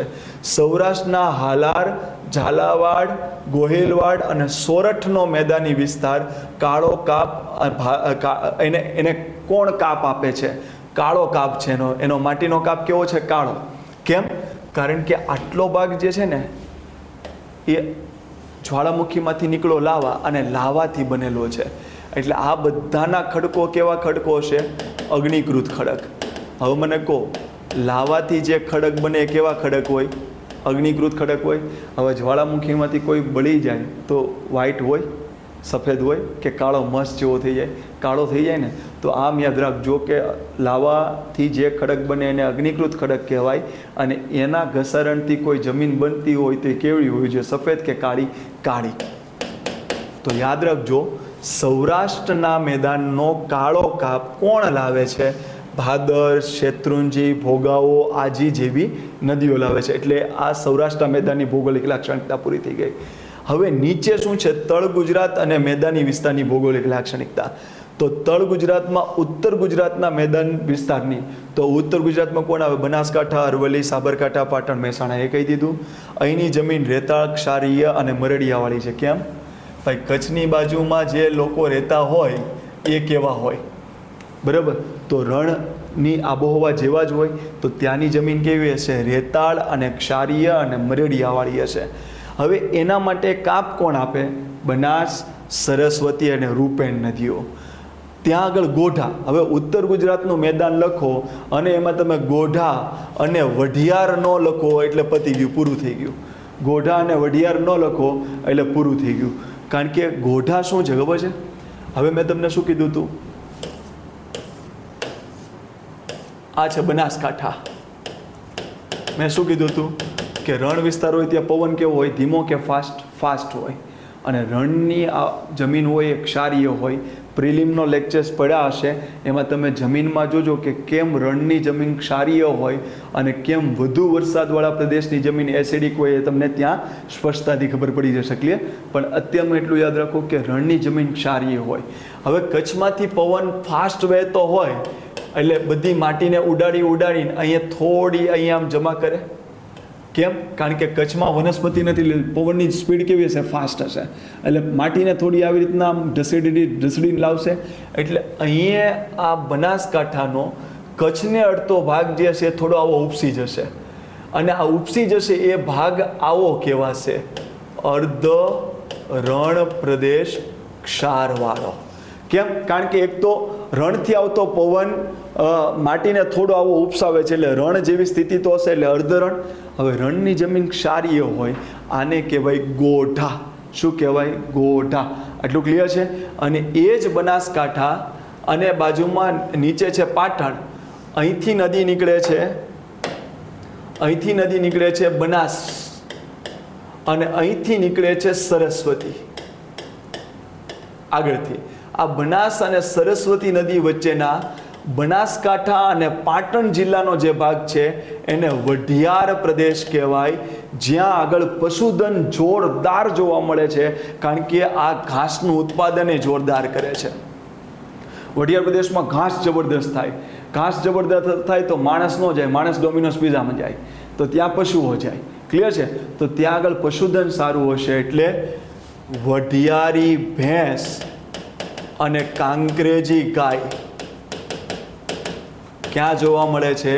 વઢિયાર પ્રદેશના મેદાનમાં જોવા મળે છે, જે ઉત્તર ગુજરાતના ભૌગોલિક મેદાનની લાક્ષણિકતા છે. તો આટલા પોઈન્ટ્સ આપણે એમાં સેટ કરી દેવા જોઈએ. પછી શું સેટ કરવાનું છે જોઈ લો. જો હવે તળ ગુજરાત અને એના મેદાન વિસ્તારની લાક્ષણિકતા એવી ક્લિયર છે. તો ઉત્તર ગુજરાત પછી મધ્ય ગુજરાત. મધ્ય ગુજરાત છે ને, મધ્ય ગુજરાત એમાં ઘણી બધી નદીઓ અને સારી નદીઓ પાણી લઈને આવે છે અને કાપ લઈને આવે છે. એટલે આખા ગુજરાતમાં સૌથી ફળદ્રુપ મેદાન કેવું હોય અથવા તો બગીચો કેવો હોય તો તમારે મધ્ય ગુજરાતને કહેવાનું છે. કારણ કે તમે આ ગુજરાત હોય, ધ્યાનથી સમજજો, મેન્સ આ 10 માર્કમાં PYQમાં પૂછાઈ ગયેલો સવાલ છે, એટલે એમ નહીં કહેતા કે એકચ્યુઅલી આવું બધું નહીં કરવાનું, જોજો એક્ઝામમાં એટલે તમને ખ્યાલ આવશે. Okay done. હવે જોજો, આ આપણું ગુજરાત છે, બરાબર છે, બરાબર. થોડું મોટું ગુજરાત કરીએ તો જો આ નદી આવી સાબરમતી. સાબરમતી નદી આવે ને એટલે અહીંથી,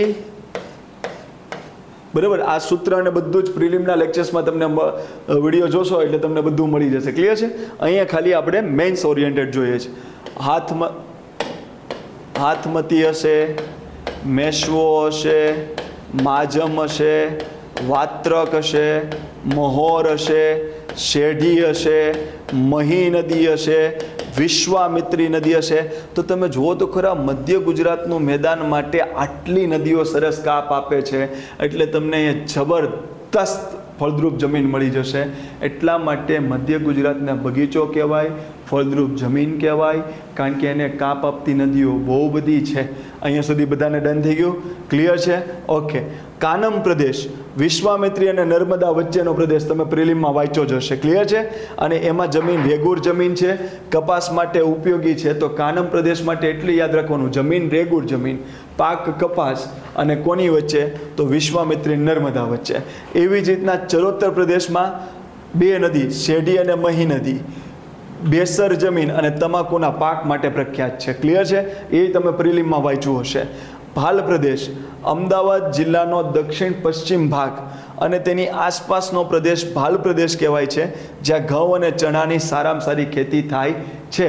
અને દક્ષિણ ગુજરાતના મેદાન માટે એટલું જ યાદ રાખવાનું છે કે વારંવાર પૂર આવે છે, એટલા માટે અહીંનું મેદાનને પૂરના મેદાન તરીકે ઓળખાય છે.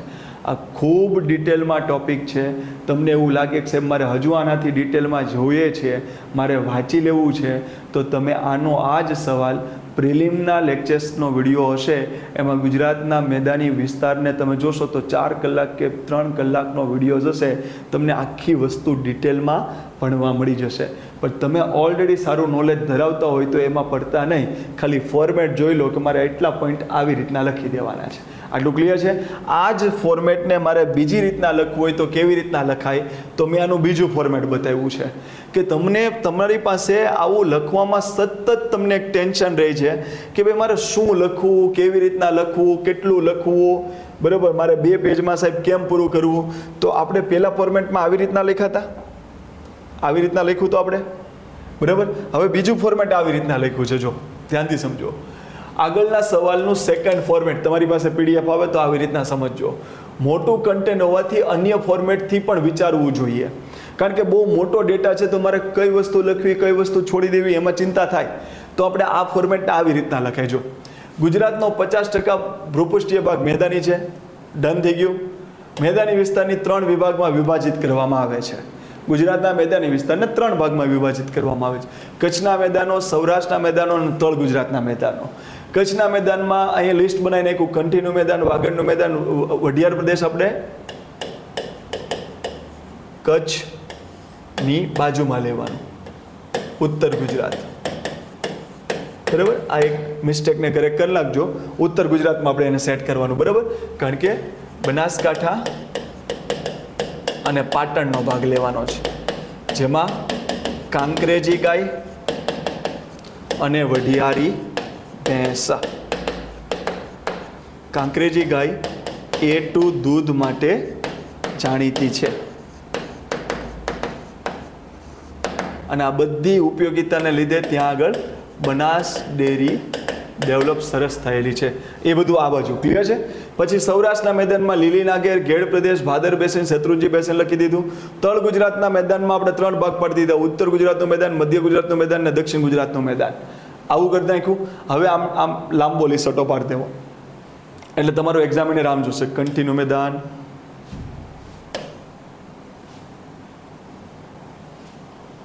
ઓકે. તમારો એક્ઝામિનર જે હશે એ આવી રીતના જોશે, કંઠીનું મેદાન, વાગડનું મેદાન, બન્ની પ્રદેશ, રણ વિસ્તાર, લીલી નાગેર, ઘેડ પ્રદેશ, ભાદર બેસીન, શેત્રુંજી બેસીન, બરાબર. પછી ઉત્તર ગુજરાતના મેદાન અને તેની ભૌગોલિક લાક્ષણિકતા, જમીન, ગોઢાનું મેદાન, ઉપસેલો અર્ધ રણ વિસ્તાર, સરહદવાળો આ સરસ્વતી, આ તે બધું આવી ગયું. મધ્ય ગુજરાતનું મેદાન અને તેની લાક્ષણિકતા ભાલકાંઠો, નળકાંઠો, ચરોતર પ્રદેશ, કાનમ પ્રદેશ, વિરમગામ કપાસ પ્રદેશ, ખાખરિયા ટપ્પાનો પ્રદેશ. Okay, done. અને પછી તરત જ નીચે જોશે એટલે એને ખબર પડશે દક્ષિણ ગુજરાતનું મેદાન વારંવાર પૂર આવવાના લીધે આ મેદાનને કાપ પથરાતો રહે છે, તેથી તેને પૂરનું મેદાન કહેવામાં આવે છે.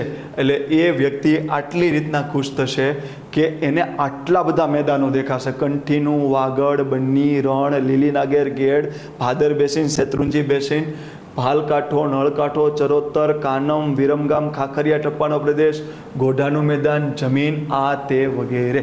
આટલું ક્લિયર છે બધાને? ડન છે. આ તમારે 2 શબ્દ જોવા હશે તો તમે PYQ વાળા પોર્શન, શું કહેવાય, પ્રિલિમના પોર્શનનું ભૂગોળ જોશો, એમાં મેદાની વિસ્તાર જોશો તો તમને આ દેખાઈ જશે. એટલું ક્લિયર છે? ડન છે. ચાલો ત્રીજા સવાલમાં જઈએ. ત્રીજા સવાલમાં આ PYQ છે, પોલીસ ઇન્સ્પેક્ટર PIની એક્ઝામમાં આ સવાલ 10 માર્કમાં પૂછાનો હતો. PIની એક્ઝામમાં આ સવાલ તમને 10 માર્કમાં પૂછાયો હતો. એટલે આ સવાલ એવું નહીં કહેતા કે ઓકે તમે બનાવ્યું છે. આ સવાલ PYQ વાળો છે. ક્લિયર છે? ઓકે, PIની એક્ઝામ તમને ખબર છે કે રિસ્પોન્સિબિલિટી શું હોય છે. ગુજરાતમાં ડુંગરાળ વિસ્તારની વિશેષતાઓની ચર્ચા કરો. આમાં એક જ પોઈન્ટ પૂછ્યો છે. એટલે પહેલું આપણે શું લખવાનું? ગુજરાતનો ડુંગરાળ વિસ્તાર. બોક્સ બનાવી આ ફોર્મેટમાં એની પ્રસ્તાવના પૂરી કરી દેવાની. પૂરી થઈ ગઈ. બોક્સ બનાવવું જરૂરી છે, બરાબર? કારણ કે આમ ઉતાવળમાં છે ને તો બોક્સથી એને ખબર પડે છે કે એને સવાલને કેટલી ભાગમાં આવી રીતના ડિવાઈડ કરી દીધો છે. આટલું ક્લિયર છે? પછી શું લખીએ છે જોજો, ગુજરાતમાં ડુંગરાળ વિસ્તારની વિશેષતાઓ. કારણ કે આવો જ્યારે સવાલ પૂછે છે ને ત્યારે સારામાં સારા વિદ્યાર્થી આવીને એમ કે સાહેબ અમને તો માર્ક જ ન મળ્યા. બરાબર, અમે કેટલું સરસ લખ્યું, અમને તો માર્ક જ ન મળ્યા. પણ તમે આમાં આવું કરો છો કે ગુજરાતમાં ડુંગરાળ વિસ્તારની વિશેષતાઓની ચર્ચા કરો એટલે તમે ડુંગરાળ વિસ્તાર આગળનો શબ્દ જ નથી જોતા, વિશેષતાઓ. તમે શું ડુંગરાળ વિસ્તાર કીધું ને એટલે તમે કાળો ડુંગર ને ફલાણો ને પૂછડો ને ઢીકડો ને એવું લખી નાખ્યું. અલા ભાઈ, એને જો એમ પૂછવું હોત ને તો એમ કહેતા કે ડુંગરાળ વિસ્તારનું લિસ્ટ આપી દે, ડુંગરાળ વિસ્તારના નામ આપી દે, કયા કયા ડુંગરો આવ્યા. એ PYQ, એ પ્રિલિમના MCQ છે સાહેબ. આમાં તમે સ્પષ્ટતા જુઓ કે ગુજરાતના ડુંગરાળ પ્રદેશની વિશેષતાઓ જણાવો. એનો મતલબ એમ કે એની ખાસિયત શું છે, એ કંઈક અલગ પડે છે, એ પોઈન્ટ લખવાના કીધા છે. એટલે આપણે આને આમ કરશું. ડુંગરાળ વિસ્તારને આપણે ફોર્મેટ આવી રીતના લખ્યું, એની પ્રસ્તાવના પૂરી કરી દીધી. પછી આપણે લખ્યું ડુંગરાળ વિસ્તારની વિશિષ્ટતાઓ. એટલે અહીં આપણે પોઈન્ટ બનાવવાનું ચાલુ કર્યા. 1, 2, 3, ચોથી વિશેષતા, 5મી વિશેષતા, 6ઠી, 7મી, 8મી, બરાબર, 9મી, 10મી, 11મી, 12મી, 13મી. પછી અહીંયા આપણે જે બધા પેપરમાં લખીને આવે છે એ આપણે અહીંયા કરવાનું. એટલે ગમે તેવો એક્ઝામિનર હોય એ સમજી જાય કે આ બાપુ કોણ પેપર લખી રહ્યું છે. ક્લિયર છે? તમારે ખાલી અહીંયા એટલું જ કરવાનું, પ્રદેશ ડુંગરાળ વિસ્તાર અને ડુંગરો. બરાબર, એમાં તમે એમ લખ્યું કચ્છ, એમ લખ્યું સૌરાષ્ટ્ર અને એમ લખ્યું તળ ગુજરાત. તો અહીં કચ્છમાં એમ લખ્યું કે ઉત્તર ડુંગરધાર, મધ્ય ડુંગરધાર, દક્ષિણ ડુંગરધાર. તો ઉત્તર ડુંગરધારની સામે અહીંયા પશ્ચિમ ખદીરબેલા ખાવડા, મધ્ય ડુંગરધાર તો ઉમિયા, રત્નાલ, ઝુરા, વરાર, ધીણોધર અને દક્ષિણમાં હોય તો નનામો. આવું એક લિસ્ટ બનાવી દેવાનું. શું કામ આ લિસ્ટ બનાવી દેવાનું ખબર છે? કે જો બધા પેપરવાળા ડુંગરો વિશે લખશે, વિશેષતાની ડુંગરનું માહિતી લખી નાખશે જે એને આવડે છે, તો ક્યારેક એક્ઝામિનરે ડોફરાઈ જાય કે હાલું આ જ સાચું હોય એવું લાગે છે, આપણે ભૂલ થઈ ગઈ છે. તો એવા સંજોગોમાં બધાએ લખો એ ડેટા આપણો દેખાવો જોઈએ. પણ હકીકતે સવાલ પ્રોપર આ નથી. પ્રોપર સવાલ છે ડુંગરાળ વિસ્તારની વિશેષતાઓ જણાવો. વિશેષતા કોને કહેવાય ખબર છે? જો આ કચ્છ છે અને આ સૌરાષ્ટ્ર છે. એક યુગ આવે, ક્રિટેશિયસ યુગ આવે. કચ્છ છે ને, કચ્છનું રણ જે છે ને, કચ્છનું રણ એ પ્લિસ્ટોસીન યુગમાં બન્યું છે. પ્લિસ્ટોસીન યુગ યાદ રહેતું હોય, ક્લાસ 1-2 વાળા વિદ્યાર્થી જે આપણે ભૂગોળ પહેલેથી ભણ્યા છે એમને ખ્યાલ હશે કે ખાલી મેન્સ માટે નહીં, પહેલેથી ભણતા હોય તો પ્લિસ્ટોસીન શું છે તમને ખ્યાલ હશે. પણ ધારો કે જે વિદ્યાર્થી માત્ર મેન્સ ઓરિએન્ટેડ જ મારી સાથે આવ્યા છો તો તમને પ્લિસ્ટોસીન શબ્દ ખ્યાલ હોવો જોઈએ કે પ્લિસ્ટોસીન યુગ, ક્રિટેશિયસ યુગ. ક્રિટેશિયસ યુગમાં જ્વાળામુખી ફાટ્યો અને એનો લાવા કચ્છમાં પડ્યો અને સૌરાષ્ટ્રમાં પડ્યો. એટલે કચ્છના ડુંગરાળ વિસ્તાર પણ અગ્નિકૃત ખડક જ્વાળામુખીના લાવાથી બન્યા છે અને સૌરાષ્ટ્રનો ડુંગરાળ વિસ્તાર પણ અગ્નિકૃત ખડક અને જ્વાળામુખીના લાવાથી બન્યા છે. અહીં એનો મતલબ એમ નથી કે એમાં જળકૃત ખડકો ન હોય, વિકૃત ખડકો ના હોય, પણ પ્રોમિનન્ટ જે વસ્તુઓ હોય એ કયા હશે તો અગ્નિકૃત ખડકો અને લાવાથી. અને યાદ રાખજો કે લાવા છે ને, 2 પ્રકારના લાવા હોય. એક હોય બેઝિક લાવા અને એક હોય એસિડિક લાવા. એક હોય બેઝિક લાવા ને એક હોય એસિડિક લાવા. હું એમ કહું કે આપણા પંજાબી હોય એના મમ્મી શું કે બેબે તો સિગરેટ હો, શું કે બેબે તો સિગરેટ હોય, આમ બોલે ને, બેબે એમ બોલે ને. તો એટલું યાદ રાખજો, હું આમ બોલું છું, બે તું પતલી થઈ ગઈ. એટલે કે આપણા મમ્મી છે એને શું કહે છે, બેબે તું પતલી થઈ ગઈ છો. તો એના પરથી યાદ રાખજો, બેઝિક લાવા જે છે એનું ઉદાહરણ છે બેસાલ્ટ લાવા અને એ પ્રમાણમાં કેવો હોય, પતલો હોય. એનાથી વિરોધ એસિડિક લાવા હોય, એનું ઉદાહરણ છે ગ્રેનાઇટ અને એ કેવો હોય, ઘટ. હવે પતલું હોય ને એ મોટા વિસ્તારમાં સ્પ્રેડ થાય, આમ જ્વાળામુખી ફૂટા બૂમ તો મોટા વિસ્તારમાં સ્પ્રેડ થાય, અને ઘટ હોય ને તો એ નાના વિસ્તારમાં સ્પ્રેડ થાય. ગુંદર હોય તો ચોટું રહે, છાશ હોય તો વહી જાય, દહીં હોય તો થોડું પડ્યું રહે ત્યાં આગળ. ક્લિયર? તો આ લાવા ખૂબ લાંબા વિસ્તારમાં ફેલાઈ ગયું, કચ્છ સૌરાષ્ટ્રને કવર કરી લીધો. તો આ લાવા પ્રમાણમાં પતલો હોવો જોઈએ. તો આ લાવા જે છે એ બેસાલ્ટ લાવા હોવો જોઈએ. કયો લાવા હોવો જોઈએ? બેસાલ્ટ. તમારે આ બધું લખવાનું છે, ડુંગરાળ વિસ્તાર, કે ડુંગરાળ વિસ્તાર જે છે એ અગ્નિકૃત ખડકોથી બનેલો છે. ડુંગરાળ વિસ્તારમાં બેસાલ્ટ લાવાના થરો જોવા મળે છે. બરાબર? પછી ધારો કે અહીંયા તમે પોરબંદરનો બરડો જોશો ને, પોરબંદરનો બરડો ડુંગર, એનું માથું છે ને, એનું માથું એ ગોળ માથાવાળું છે. કેવું માથુંવાળું છે? ગોળ માથાવાળું. અને આમાંય તમે જોજો, બરડો છે ને, બરડો એનું ઊંચું શિખર છે આભપરા. સાંભળજો, પોરબંદરમાં ડુંગરાળ વિસ્તાર બરડો છે. હવે પોરબંદરમાં ગાંધી બાપુ છે અને પોરબંદરમાં બરડોય છે, તો એની સિદ્ધિ ક્યાં સુધી હશે? તળિયા સુધી કે આભ સુધી? આભ સુધી. તો એનું સૌથી ઊંચું શિખર છે આભપરા. અને આભ તમે આમ જુઓ ને તો ચોરસ ન દેખાય, ત્રિકોણ ન દેખાય, તમને આમ ગોળ જ દેખાય. તમે આમ જુઓ ને તો ગોળ જ દેખાય. તો આભપરાની જે ડુંગર છે એ ગોળ માથાવાળા ડુંગર છે. તો આ એની વિશેષતા કહેવાય કે આભપરાના ડુંગરાળ વિસ્તાર ગોળ માથાવાળી ટેકરીઓ ધરાવે છે. આ પહેલાં ક્લિયર છે? એની બાજુમાં જ આ પોરબંદર છે, તો એની સામે જામનગર જે છે, જામનગર, ધારો કે અહીંયા જામનગર છે, બરાબર? તો ત્યાં આગળ આલેચની ટેકરીઓ જોવા મળે છે. એ સપાટ માથાવાળી છે. કેવા માથાવાળી છે? સપાટ માથાવાળી છે. એટલે એકદમ સપાટ માથું ઉપર, બરાબર છે? તો સપાટ માથાવાળી. તો આ એની લાક્ષણિકતા છે, કે આ એની વિશેષતા છે, કે જો બધા ટેકરા હોય ને આ કેવા છે. પછી ગિરનાર કેવું છે ખબર છે? ગિરનાર એવું છે કે જનરલી બધા ડુંગરાળ વિસ્તાર કેવા હોય? આવા હોય, જો આવા ડુંગરાળ વિસ્તાર હોય. એટલે તમને પહેલેથી બસ લઈને આવતા ને તો પહેલેથી ખબર પડે કે હવે ડુંગરાઓ ચાલુ થાય. જ્યારે ગિરનાર આવો છે, આમ હોય ને સીધો સપાટ મેદાન ને એમાં સીધો શંકુ આમ ઊભો કરી દીધો એમ, એટલે તમારી બસ લઈને લે ગિરનાર એવો, ઓહો, બરાબર? તો એવી રીતના છે. તો આ લાક્ષણિકતા ખ્યાલ આવે. ડાયરેક્ટ મેદાનમાંથી શંકુ આકાર ઊભો થતો હોય એ લાક્ષણિકતા ખ્યાલ આવે, બરાબર છે?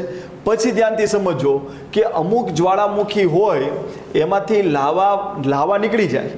જ્વાળામુખી હોય એમાંથી લાવા નીકળી જાય. જ્વાળામુખી છે ને એ કેવા ફટાકડા જેવું દેખાય? કોઠી અથવા તો દાડમ ફટાકડો આવે એની જેવો જ્વાળામુખી હોય. જેમ દાડમને તમે આમ સળગાવો એટલે એમાંથી દારૂગોળો આમ આવે, એટલે કે દાડમ થયો, કોઠી થયું, એવું કરીએ છીએ ને. હવે એમાંથી દારૂગોળો નીકળી જાય એટલે દાડમને કોઠી હોય એમાં આ ભાગ પોલો થાય. હવે એમાં વરસાદ પડે તો કોઠીનો ફટાકડો એમાં પાણી ભરાય. હવે થોડો દારૂગોળો હોય એને તમે આગ લગાવીને પેટાવો તો થાય ઝાડ કે સુરસુર્યું થાય? સુરસુર્યું થાય. તો બસ એમ જ જેમ દાડમનો ફટાકડો એમ જ્વાળામુખી, જેમ દાડમની અંદર અથવા તો કોઠીના ફટાકડાની અંદર દારૂગોળો છે એટલે ફૂટે, એમ જ્વાળામુખીની અંદર લાવા છે તો ફૂટે. જેમ દાડમના ફટાકડામાંથી દારૂગોળો સળગીને બહાર નીકળી ગયો એટલે પોલાણ થયું અંદર, એમાં પાણી ભરાઈ ગયું, હવે એમાં કોઈ પ્રક્રિયા થશે નહીં. એમ જે જ્વાળામુખીમાંથી લાવા નીકળી જાય અને એનું અંદરનું જે છિદ્રવાળું પોલાણ હોય એમાં વરસાદનું પાણી ભરાઈ જાય તો જેમ ફટાકડાનું સુરસુર્યું થાય એમ જ્વાળામુખીનું સુરસુર્યું થાય. તો આ જ્વાળામુખી છે મૃત જ્વાળામુખી. તો મૃત જ્વાળામુખીની એક લાક્ષણિકતા શું હોય? એના છિદ્રમાં પાણી ભરાઈ ગયું હોય અને એક સરોવર બની જાય, કારણ કે ચારે બાજુ તો જમીન જ છે, વચ્ચે પાણી છે એટલે સરોવર. પણ જ્વાળામુખીના છિદ્રમાં સરોવર બન્યું એટલે આને કહેવાય જ્વાળામુખીય સરોવર. આને કેવું સરોવર કહેવાય? જ્વાળામુખીય સરોવર કહેવાય. તો મને કહો, મૃત જ્વાળામુખીની લાક્ષણિકતા શું? જ્વાળામુખીય સરોવર. તો પાવાગઢ ડુંગર જે છે, પાવાગઢ ડુંગર એ મૃત જ્વાળામુખી છે. આ એની વિશેષતા ડુંગરની, કે પાવાગઢ ડુંગર એ મૃત જ્વાળામુખી છે. એટલા માટે ત્યાં જે સરોવર હશે જ્વાળામુખીય સરોવર કહેવાશે. જેટલું લિક્વિડ યાદ આવે ને એ બધા સરોવર, જેટલું લિક્વિડ યાદ આવે એટલા બધા સરોવર. દૂધ લિક્વિડ કહેવાય તો દૂધિયું સરોવર પાવાગઢમાં આવ્યું છે. પછી તેલ લિક્વિડ કહેવાય તો તેલિયું સરોવર પાવાગઢમાં આવ્યું છે. છાશ લિક્વિડ કહેવાય તો છાશિયું સરોવર પણ ક્યાં આવ્યું છે? પાવાગઢ. તો આ એની વિશેષતા કહેવાય પાવાગઢ ડુંગરની, કે મૃત જ્વાળામુખી છે ને આ છે. પછી ડુંગરમાંથી ખનિજો મળે, એ ધાતુય મળે ને અધાતુય મળે. તો ગુજરાતના ડુંગરોમાંથી ધાતુમય ખનિજ પણ મળે છે, અધાતુમય ખનિજ પણ મળે છે. એના ઉદાહરણ તમે લખી શકો તો એ ડુંગરની વિશેષતા કહેવાય. પછી જો તમે આપણે આગળના લેક્ચર્સ તમે ભૂગોળના પ્રિલિમ સેક્શનવાળા ભણ્યા છે, ખાલી મેઇન્સ માટે ઓરિએન્ટેડ આવ્યા હોય તો એમાં તો તમને મારે પોઈન્ટ જ કહેવાનું હોય. પણ અહીંયા તમે મેઇન્સના લેક્ચર્સમાં પણ મેં પ્રિલિમના સેક્શનના લેક્ચર્સ મુકાવ્યા હશે, એટલે તમારે ડિટેલમાં જોવા હોય તો ત્યાંથી જોઈ શકો. તો એક વસ્તુ યાદ રાખજો, એક વસ્તુ અહીંયા યાદ રાખજો, હું શું કહું છું ધ્યાનથી સમજજો. ઓકે, મેં એમાં ભણાવ્યું છે પ્રી કેમ્બ્રિયન ખડકો કોને કહેવાય અને કેમ્બ્રિયન ખડકો કોને કહેવાય. કેમ્બ્રિયન ખડકો એ નવા ખડકો છે અને પ્રી કેમ્બ્રિયન ખડકો જૂના ખડકો છે. તો આ ડુંગરાળ વિસ્તારની વિશેષતા આવશે કે ગુજરાતના ડુંગરો પ્રી કેમ્બ્રિયન ખડકોનાય બનેલા છે ને કેમ્બ્રિયન ખડકોનાય બનેલા છે. તો આ બધી ડુંગરોની વિશેષતા કહેવાય. તમે માત્ર જે જાણો છો એ વિશેષતા નહીં હોય, માર્ક નહીં મળે. આટલું ક્લિયર છે? તો હવે આપણે આપણા ફોર્મેટમાં જઈએ કે તમે કેમ લખ્યું છે. જુઓ, ગુજરાતના ડુંગરાળ વિસ્તારની વિશેષતાઓની ચર્ચા કરો. PYQ PYની એક્ઝામમાં પૂછાઈ ગયેલો સવાલ છે. પહેલાં એની પ્રસ્તાવના લખી કે 300 મીટરથી ઊંચા ખડકાળ વિસ્તારને ડુંગરાળ વિસ્તાર કહેવાય. ગુજરાતનો 20% ભૂપૃષ્ઠીય ભાગ ડુંગરાળ છે. એટલે બે સેન્ટેન્સમાં પ્રસ્તાવના કરી દીધી કે ભાઈ 300 મીટર, આમ નો યાદ રહે ડુંગર વિસ્તાર વિશે. ડુંગર વિસ્તાર વિશે 3 અને 2, 300 મીટરથી ઊંચો 2 એટલે 20% જેટલો ભાગ ડુંગરાળ વિસ્તાર છે. આપણી પ્રસ્તાવના પૂરી થઈ ગઈ. હવે ડુંગરાળ વિસ્તારની વિશેષતાઓ જે બધા આ કરશે કે આ ડુંગર છે, આ ડુંગર છે, ડુંગર છે. ડુંગરો પૂછા નથી, એની વિશેષતાઓ પૂછી છે. એટલે એમાં ડુંગરોના નામ આવે અને એની સાથે એની વિશેષતાઓ લખવાની હોય. ગુજરાતમાં સામાન્ય રીતે એક પણ પર્વત જોવા મળતા નથી, માત્ર ડુંગરો જોવા મળે છે. આ તમારે આખો કન્સેપ્ટ જાણવો હોય તો પ્રિલિમના કન્ટેન્ટમાં ગુજરાતના ભૂપૃષ્ઠનો લેક્ચર જોશો એટલે તમને આ વિધાન મળી જશે. કારણ કે ધારો કે ઘરમાં છે, ઘરમાં આ ધારો કે આ ડુંગર છે, ડુંગર છે, ડુંગર છે, આ પર્વત છે, ડુંગર છે, ડુંગર, આ પર્વત છે, ડુંગર છે, ડુંગર. તો આને આખી પર્વતમાળા કહેવાય. શું કહેવાય? આખી પર્વતમાળા કહેવાય. પણ આ બધા હિલ એરિયા છે, આ માઉન્ટેન છે, આ બધું ડુંગર છે, ડુંગર છે. તો આપણી જે ગુજરાત જે છે આપણું, એમાં આવી સાસુ સૌને મળે, જે આપણે સૂત્ર બનાવેલું છે એમાં અરવલ્લી પર્વતમાળા આમ હશે. જો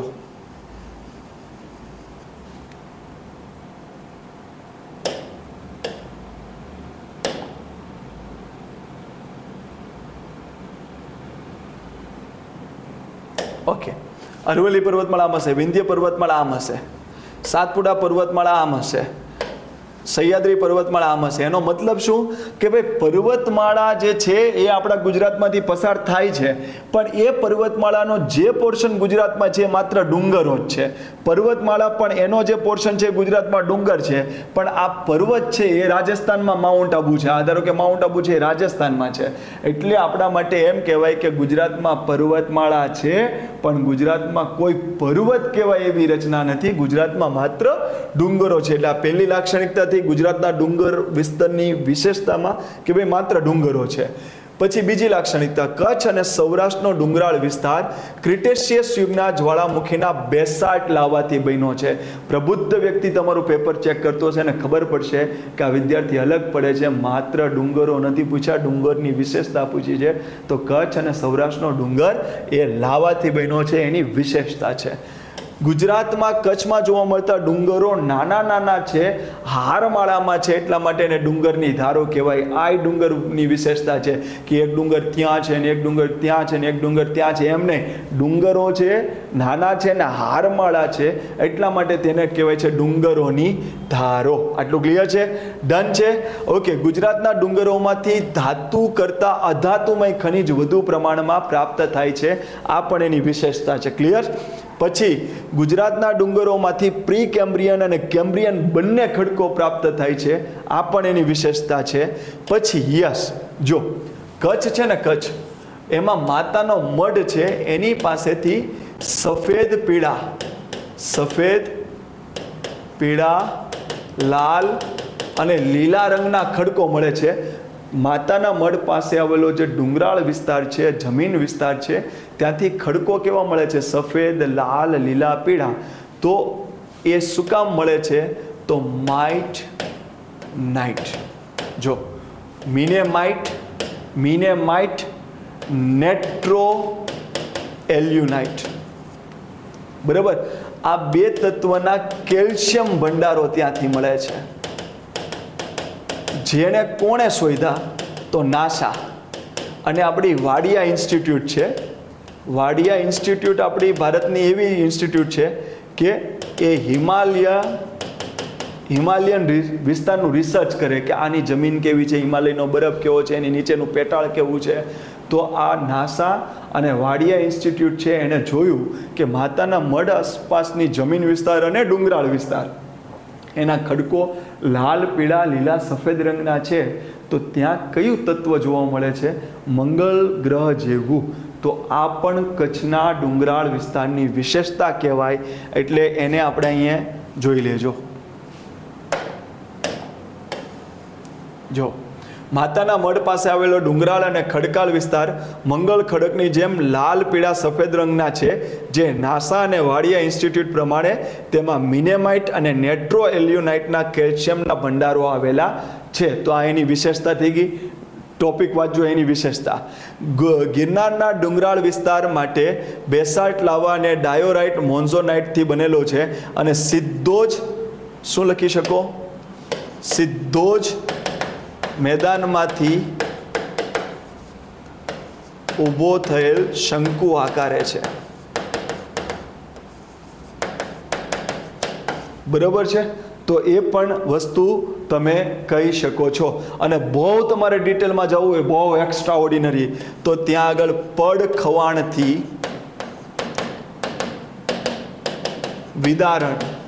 વિદારણ પડ ખવાણથી ડુંગળી આકારની બખોલો થઈ છે.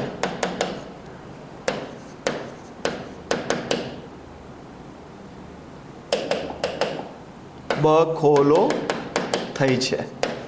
ઈચ્છા હોય તો લખવાનું, ઈચ્છા હોય તો એને સમજવાનું, પણ આપણે આટલા પોઈન્ટ તો લખવાના. પાવાગઢનો ડુંગર મૃત જ્વાળામુખી છે, જેના પર દૂધિયું, છાસિયું ને તેલિયું સરોવર છે. બુદ્ધિશાળી વ્યક્તિ છે એને એમ નહીં થાય કે આ નથી. જો પાવાગઢ દેખાશે, ગિરનાર દેખાશે, માતાનો મઢ દેખાશે, ડુંગરની ધારો દેખાશે, કચ્છના જ્વાળામુખી બેસાડ લાવવાથી માત્ર ડુંગર, આ બધું દેખાશે એને. બરડાનો ડુંગરાળ વિસ્તારમાં આબુપરાનો ડુંગર ગોળ માથાવાળો છે, એની વિશેષતા છે. જામનગરમાં આવેલી આલેચની ટેકરી સપાટ માથાવાળી છે, એની વિશેષતા છે. ગીરની ટેકરીને માંડવની ટેકરીનો વિશિષ્ટ ઢોળાવ છે. ગીરની ટેકરી આમ છે અને આ માંડવની ટેકરી છે ને આ ગીરની ટેકરી છે, એમાંથી નદીઓ નીકળીને ચારેય દિશામાં જાય છે. કેવી દિશામાં જાય છે? ચારેય દિશામાં જાય છે. હવે તમે આ પર્વત ઉપર ચડી જાઓ અને તમે એમ કરો કે મારે આ વર્તુળ દોરવું છે, તો તમે જુઓ આ બધી નદીઓ વર્તુળની ત્રિજ્યા બની જશે. ભાઈ આવી રીતના નદીઓ કેમ વહી? એનો વિશિષ્ટ ડુંગરાળની રચના છે, એનો શેપ એવો છે ડુંગરનો, એટલા માટે આ જોવા મળે છે. આવા જળ પરિવહનને કહેવાય ત્રિજ્યાકાર જળ પરિવહન, કે એક ઊંચા ભૂમિભાગમાંથી ચારેય બાજુઓ નદીઓ વહેતી હોય તો એને કહેવાય ત્રિજ્યાકાર જળ પરિવહન. તો આ લાક્ષણિકતા છે ગીરની ટેકરી અને માંડવની ટેકરીના વિશિષ્ટ ઢોળાવના લીધે ત્રિજ્યાકાર જળ પરિવહન જોવા મળે છે. એવી જ રીતના કચ્છના ડુંગરધાર, મધ્ય ડુંગરધાર, જો કચ્છમાં 3 ડુંગરધાર છે, ઉત્તર, મધ્ય અને દક્ષિણ. આ મધ્ય છે. મધ્ય ડુંગરધારમાંથી નદીઓ નીકળીને આમ ઉત્તર દિશામાં જાય, એને કચ્છની ઉત્તર વાહિની નદીઓ કહેવાય. મધ્ય ડુંગરધારમાંથી નદીઓ નીકળીને દક્ષિણમાં આવી રીતના જાય, એને કચ્છની દક્ષિણ વાહિની નદીઓ કહેવાય. તો આ જો ડુંગરધાર ન હોત તો આ બે નદી ઉત્તર દક્ષિણમાં ન જાત, ભેગી થઈ જાતે. કાંઈ કોઈ રોકવાવાળું જ નથી. તો જ્યારે કોઈ જમીનનો ભાગ બે નદી તંત્ર વિરુદ્ધ દિશામાં જતા હોય એને અલગ રાખે, અથવા બે નદી તંત્રને અલગ રાખે, તો એને એ નદી તંત્ર માટેનો જળ વિભાજક કહેવાય. તો મધ્ય ડુંગરધાર એ કચ્છનો કેવો ભાગ છે? જળ વિભાજક. ગોળ માથાવાળી નીચી ટેકરીઓ જેવી કે સરખેજ, ગુલબાઈ ટેકરા, થલતેજ ટેકરા, જોધપુરના ટેકરા એ અરવલ્લીનો ઘસાયેલો ભાગ કહેવાય. આ એ વિશેષતા કહેવાય ડુંગરાળ વિસ્તારની, કે ભાઈ અમદાવાદમાં થલતેજ કેમ થોડો આમ ઉપસેલો ટેકરો લાગે છે, ગુલબાઈ ટેકરો કેમ એવો લાગે છે, સરખેજ કેમ એવું લાગે છે, જોધપુરનો ટેકરો કેમ એવું લાગે છે, મેદાનમાં કેમ આવું લાગે છે કે આમ ઉપસેલો ભાગ આવે, થલતેજ આવો એટલે તમે થોડા આમ અમદાવાદમાં આમ થઈને પછી આમ થાવ. તો એ અરવલ્લી પર્વતમાળાનો ઘસાયેલો ભાગ ગણાય છે. તો આપણે એની વિશેષતા કીધી. હવે કોઈ એક્ઝામિનર રૂઢિવાદીઓ એમ કે આને તો મારે લિસ્ટ જોઈએ, તો જેવું અહીંયા જોશે ને એટલે કે ગબ્બર ખુશ હુઆ કે ભાઈ આટલી માહિતી લખ્યા પછી પણ એ વિદ્યાર્થીએ આખું ડુંગરાળ વિસ્તારને રજૂ કરી દીધું કે તાકાત હોય એટલું તમારી રીતના જોઈ લો. કે કચ્છ છે, ઉત્તર ડુંગરધાર, મધ્ય ડુંગરધાર, દક્ષિણ ડુંગરધાર, અન્ય ડુંગરો. ઉત્તર ડુંગરધારમાં પશ્ચિમ ખદીર, બેલા, ખાવડા, કાળો ડુંગર. મધ્ય ડુંગરધારમાં ધીણોધર, રત્નાલ, ઉમિયા, ઝુરાવરાર. દક્ષિણ નનામો, અન્ય ગેડીપાદર, ગરદા, ચાવડા, ચાવડાની, ચાડવા. અહીંયા થોડું કરેક્ટ કરજો, ચાવડાની, ચાડવાની ડુંગરધાર, ચાડવા. બરાબર.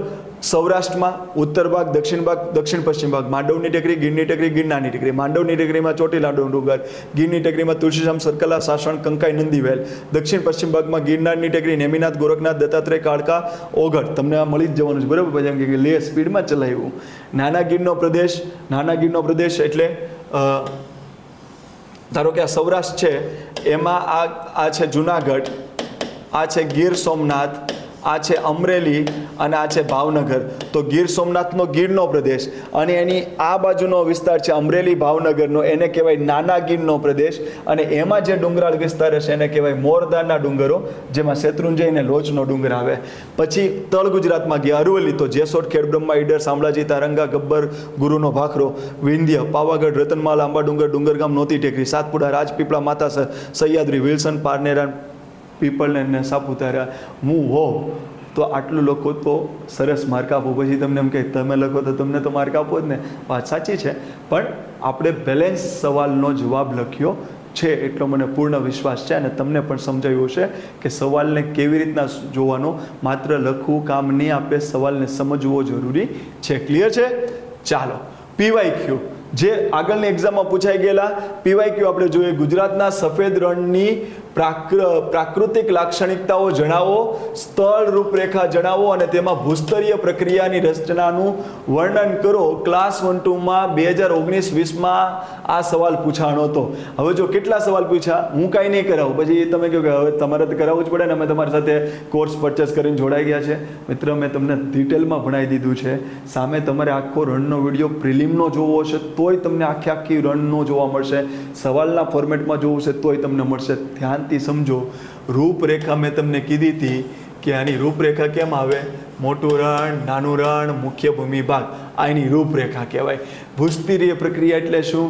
કે ભાઈ ખંડીય છાજલી ભૂકંપથી ઉચકાણી, દરિયો સાઈડમાં ખેંચો, સૂર્યપ્રકાશમાં જમીન તપી, તો ખારાશવાળી પાણીવાળી જમીન જે હકીકતે સમુદ્રનું તળિયું જ છે, ખંડીય છાજલી જ છે. પ્લિસ્ટોસીન યુગમાં આવું ઘટના બની અને સુકાઈને ત્યાં આગળ સફેદ રણની રચના થઈ. આને કહેવાય એની ભૂસ્તરીય પ્રક્રિયાની વર્ણના. અને સફેદ રણની પ્રાકૃતિક લાક્ષણિકતા નોભેણા સફેદ રણ, ખારો, ખારાસરી, લાણાસરી, જળબંબાકાર, કાદવ કીચડ, એમાં ટીંબા જોવા મળે, ટાપુ જોવા મળે. આ બધી જ વસ્તુઓ એની પ્રાકૃતિક લાક્ષણિકતાઓ કહેવાય. ખારો, ખારાસરી, લાણાસરી, ટાપુ, ટીંબા, જળમગ્ન. સ્થળ રૂપરેખા જે પૂછી હતી, અહીંયા મોટું રણ, નાનું રણ ને મુખ્ય ભૂમિભાગ. ભૂસ્તરીય રચના પ્લિસ્ટોસીન યુગમાં, ભૂસંચલન એટલે ભૂકંપ, ખંડીય છાજલી ઉચકાવાથી સફેદ રણનું નિર્માણ. આ 10 માર્કમાં મને નથી લાગતું કે તમારો માર્ક આમથી આમ થાય. આમથી આમનો અર્થ એમ સમજવાનું કે જો એ કોઈ ગુજરાતમાં કોઈ વિદ્યાર્થીને 10માંથી 7 માર્ક આપતા હોય તો આપણે 7માં હશું. આટલું ક્લિયર? આટલો વિશ્વાસ છે? અહીંયા સુધી ડન છે? Okay, done. પછી આ પીવાયક્યુ આ ક્લાસ 1-2માં પૂછાયું હતું. ઓકે, આ પીવાયક્યુ જોઈ લો. ગુજરાતના મેદાનો એ ગુજરાતના સૌથી ફળદ્રુપ વિસ્તારો છે. આપણે રણનો જોઈ ગયો તો રણનો પીવાયક્યુ જોઈ લીધો. પછી મેદાન આપણે ટોપિક ભણ્યા તો એનો મેદાનનો પીવાયક્યુ જે એક્ઝામમાં પૂછાઈ ગયો છે. ગુજરાતના મેદાનો એ ગુજરાતના સૌથી ફળદ્રુપ વિસ્તારો છે. મૂલ્યાંકન કરો. STI 109 2019-20ની ભરતીમાં સવાલ પૂછાણો હતો. આટલું ક્લિયર છે? આમાં પણ હું કાંઈ નહીં કહું. અહીં મેં હિન્ટ શું કામ લખી છે? કારણ કે આપણે ઓલરેડી સરસ રીતે ભણી ગયા છીએ.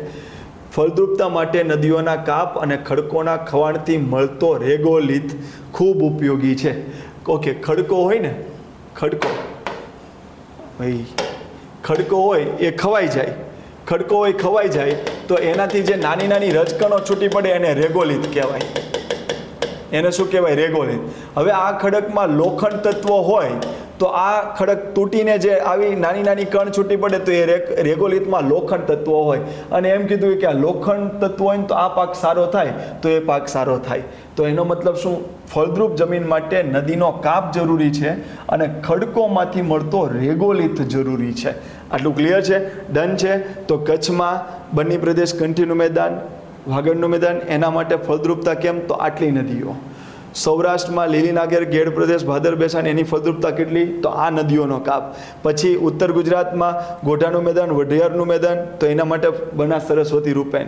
મધ્ય ગુજરાત ચરોતર, કાનમ, ભાલ પ્રદેશ, નળકાંઠો, વિરમગામ, તો એના માટે કઈ કઈ નદીઓ? અહીં લખી દો. ચાલો, મધ્ય ગુજરાતમાં એ નથી. આમાં સાબરમતી, હાથમતી, મેશ્વો, માજમ, વાત્રક, મહોર, શેડી, મહી, વિશ્વામિત્રી. આટલું ક્લિયર છે? દક્ષિણ ગુજરાત માટે તમારે નદીઓ જાણવી હોય તો પૂર્ણા, અંબિકા, ઔરંગા, પાર, કોલક, દમણગંગા, નર્મદા, તાપી. આટલું ક્લિયર? તો આ રીતના તમારે તમારો સવાલનો જવાબ લખવો જોઈએ. ઓકે, છે ભાઈ, છે હા ભાઈ, છે. મધ્ય ગુજરાતમાં સાબરમતી, મેશ્વો, માજમ, વાત્રક, મહોર, શેડી, મહી, વિશ્વામિત્રી. ગુજરાતનો બગીચો સૌથી ફળદ્રુપ ભાગ કોને કહેવાય છે? મધ્ય ગુજરાતને. દક્ષિણ ગુજરાત નર્મદા, તાપી, પૂર્ણા, અંબિકા, ઔરંગા, પાર, કોલક, દમણગંગા. વારંવાર પૂર આવે છે એટલા માટે એને પૂરના મેદાન તરીકે ઓળખાય છે. આટલું ક્લિયર છે? આજનું સેશન મેઇન્સનું આપણે અહીંયા કમ્પ્લીટ કરીએ. પછી આગળ જતાં પાછું ઘણું બધું આપણે ભણવાના છીએ. શરત માત્ર એટલી કે તમે મારી ઉપર વિશ્વાસ મૂકીને સાધ્યમ સાથે તમે જોડાઈ ગયા છો કે સાહેબ મેઇન્સની મારે તૈયારી કરવી છે, તો એટલું યાદ રાખજો કે ઇન ડિટેલ અને અપ ટુ ડેટ જ હશે. પીવાયક્યુ બધા આવશે. એક પીવાયક્યુને આપણે લઈશું અને સાથે સાથે પીવાયક્યુ છે તો એવું ને એવું બેઠો સવાલ થોડો મૂકશે, શરમ ન આવે ને? એક્ઝામિનરને થોડી શરમ ન આવે કે ભાઈ આ પીવાયક્યુ બેઠે બેઠો મૂકવાનો થોડો ફેરફાર કરે, અને તમે પાછા ઘરે આવીને શું કહેશો, મેં આગળના પીવાયક્યુ કરી લીધા હતા, બેઠા બેઠા છાપી માર્યા. પણ એ પીવાયક્યુ પૂછ્યો છે પણ એમાં એને થોડો ચેન્જ કર્યો છે, એમાં તારો આખો સવાલ બદલી જતો હશે. એટલે હું ઘણી જગ્યાએ આવું સાંભળતો હોય કે વિદ્યાર્થી એમ કહેતા હોય કે સાહેબ પીવાયક્યુ મેં કરી નાખ્યા હતા ને એમાંથી સવાલ પૂછવાનો એટલે બેઠો બેઠો મેં છાપી માર્યો. પણ તમને પીવાયક્યુ કાઢવા કોઈ આપે કે એમાંથી તમે પેપર કાઢો તો તમને એટલી શરમ ન આવે કે બેઠે બેઠો સવાલ ના મુકાય, થોડો ચેન્જ કરી નાખીએ એંગલ, અને એમાં આપણો વહીવટ થઈ જાય. ક્લિયર છે? તો આપણે પીવાયક્યુ પણ જોવાના છીએ, અને નોર્મલ આપણે એને અનુરૂપ કેવા કેવા સવાલ બનશે એ બધા જ ટોપિક વાઇઝ, સિલેબસ વાઇઝ આપણે ભણી જઈશું. ક્લિયર? જય હિન્દ, જય ભારત.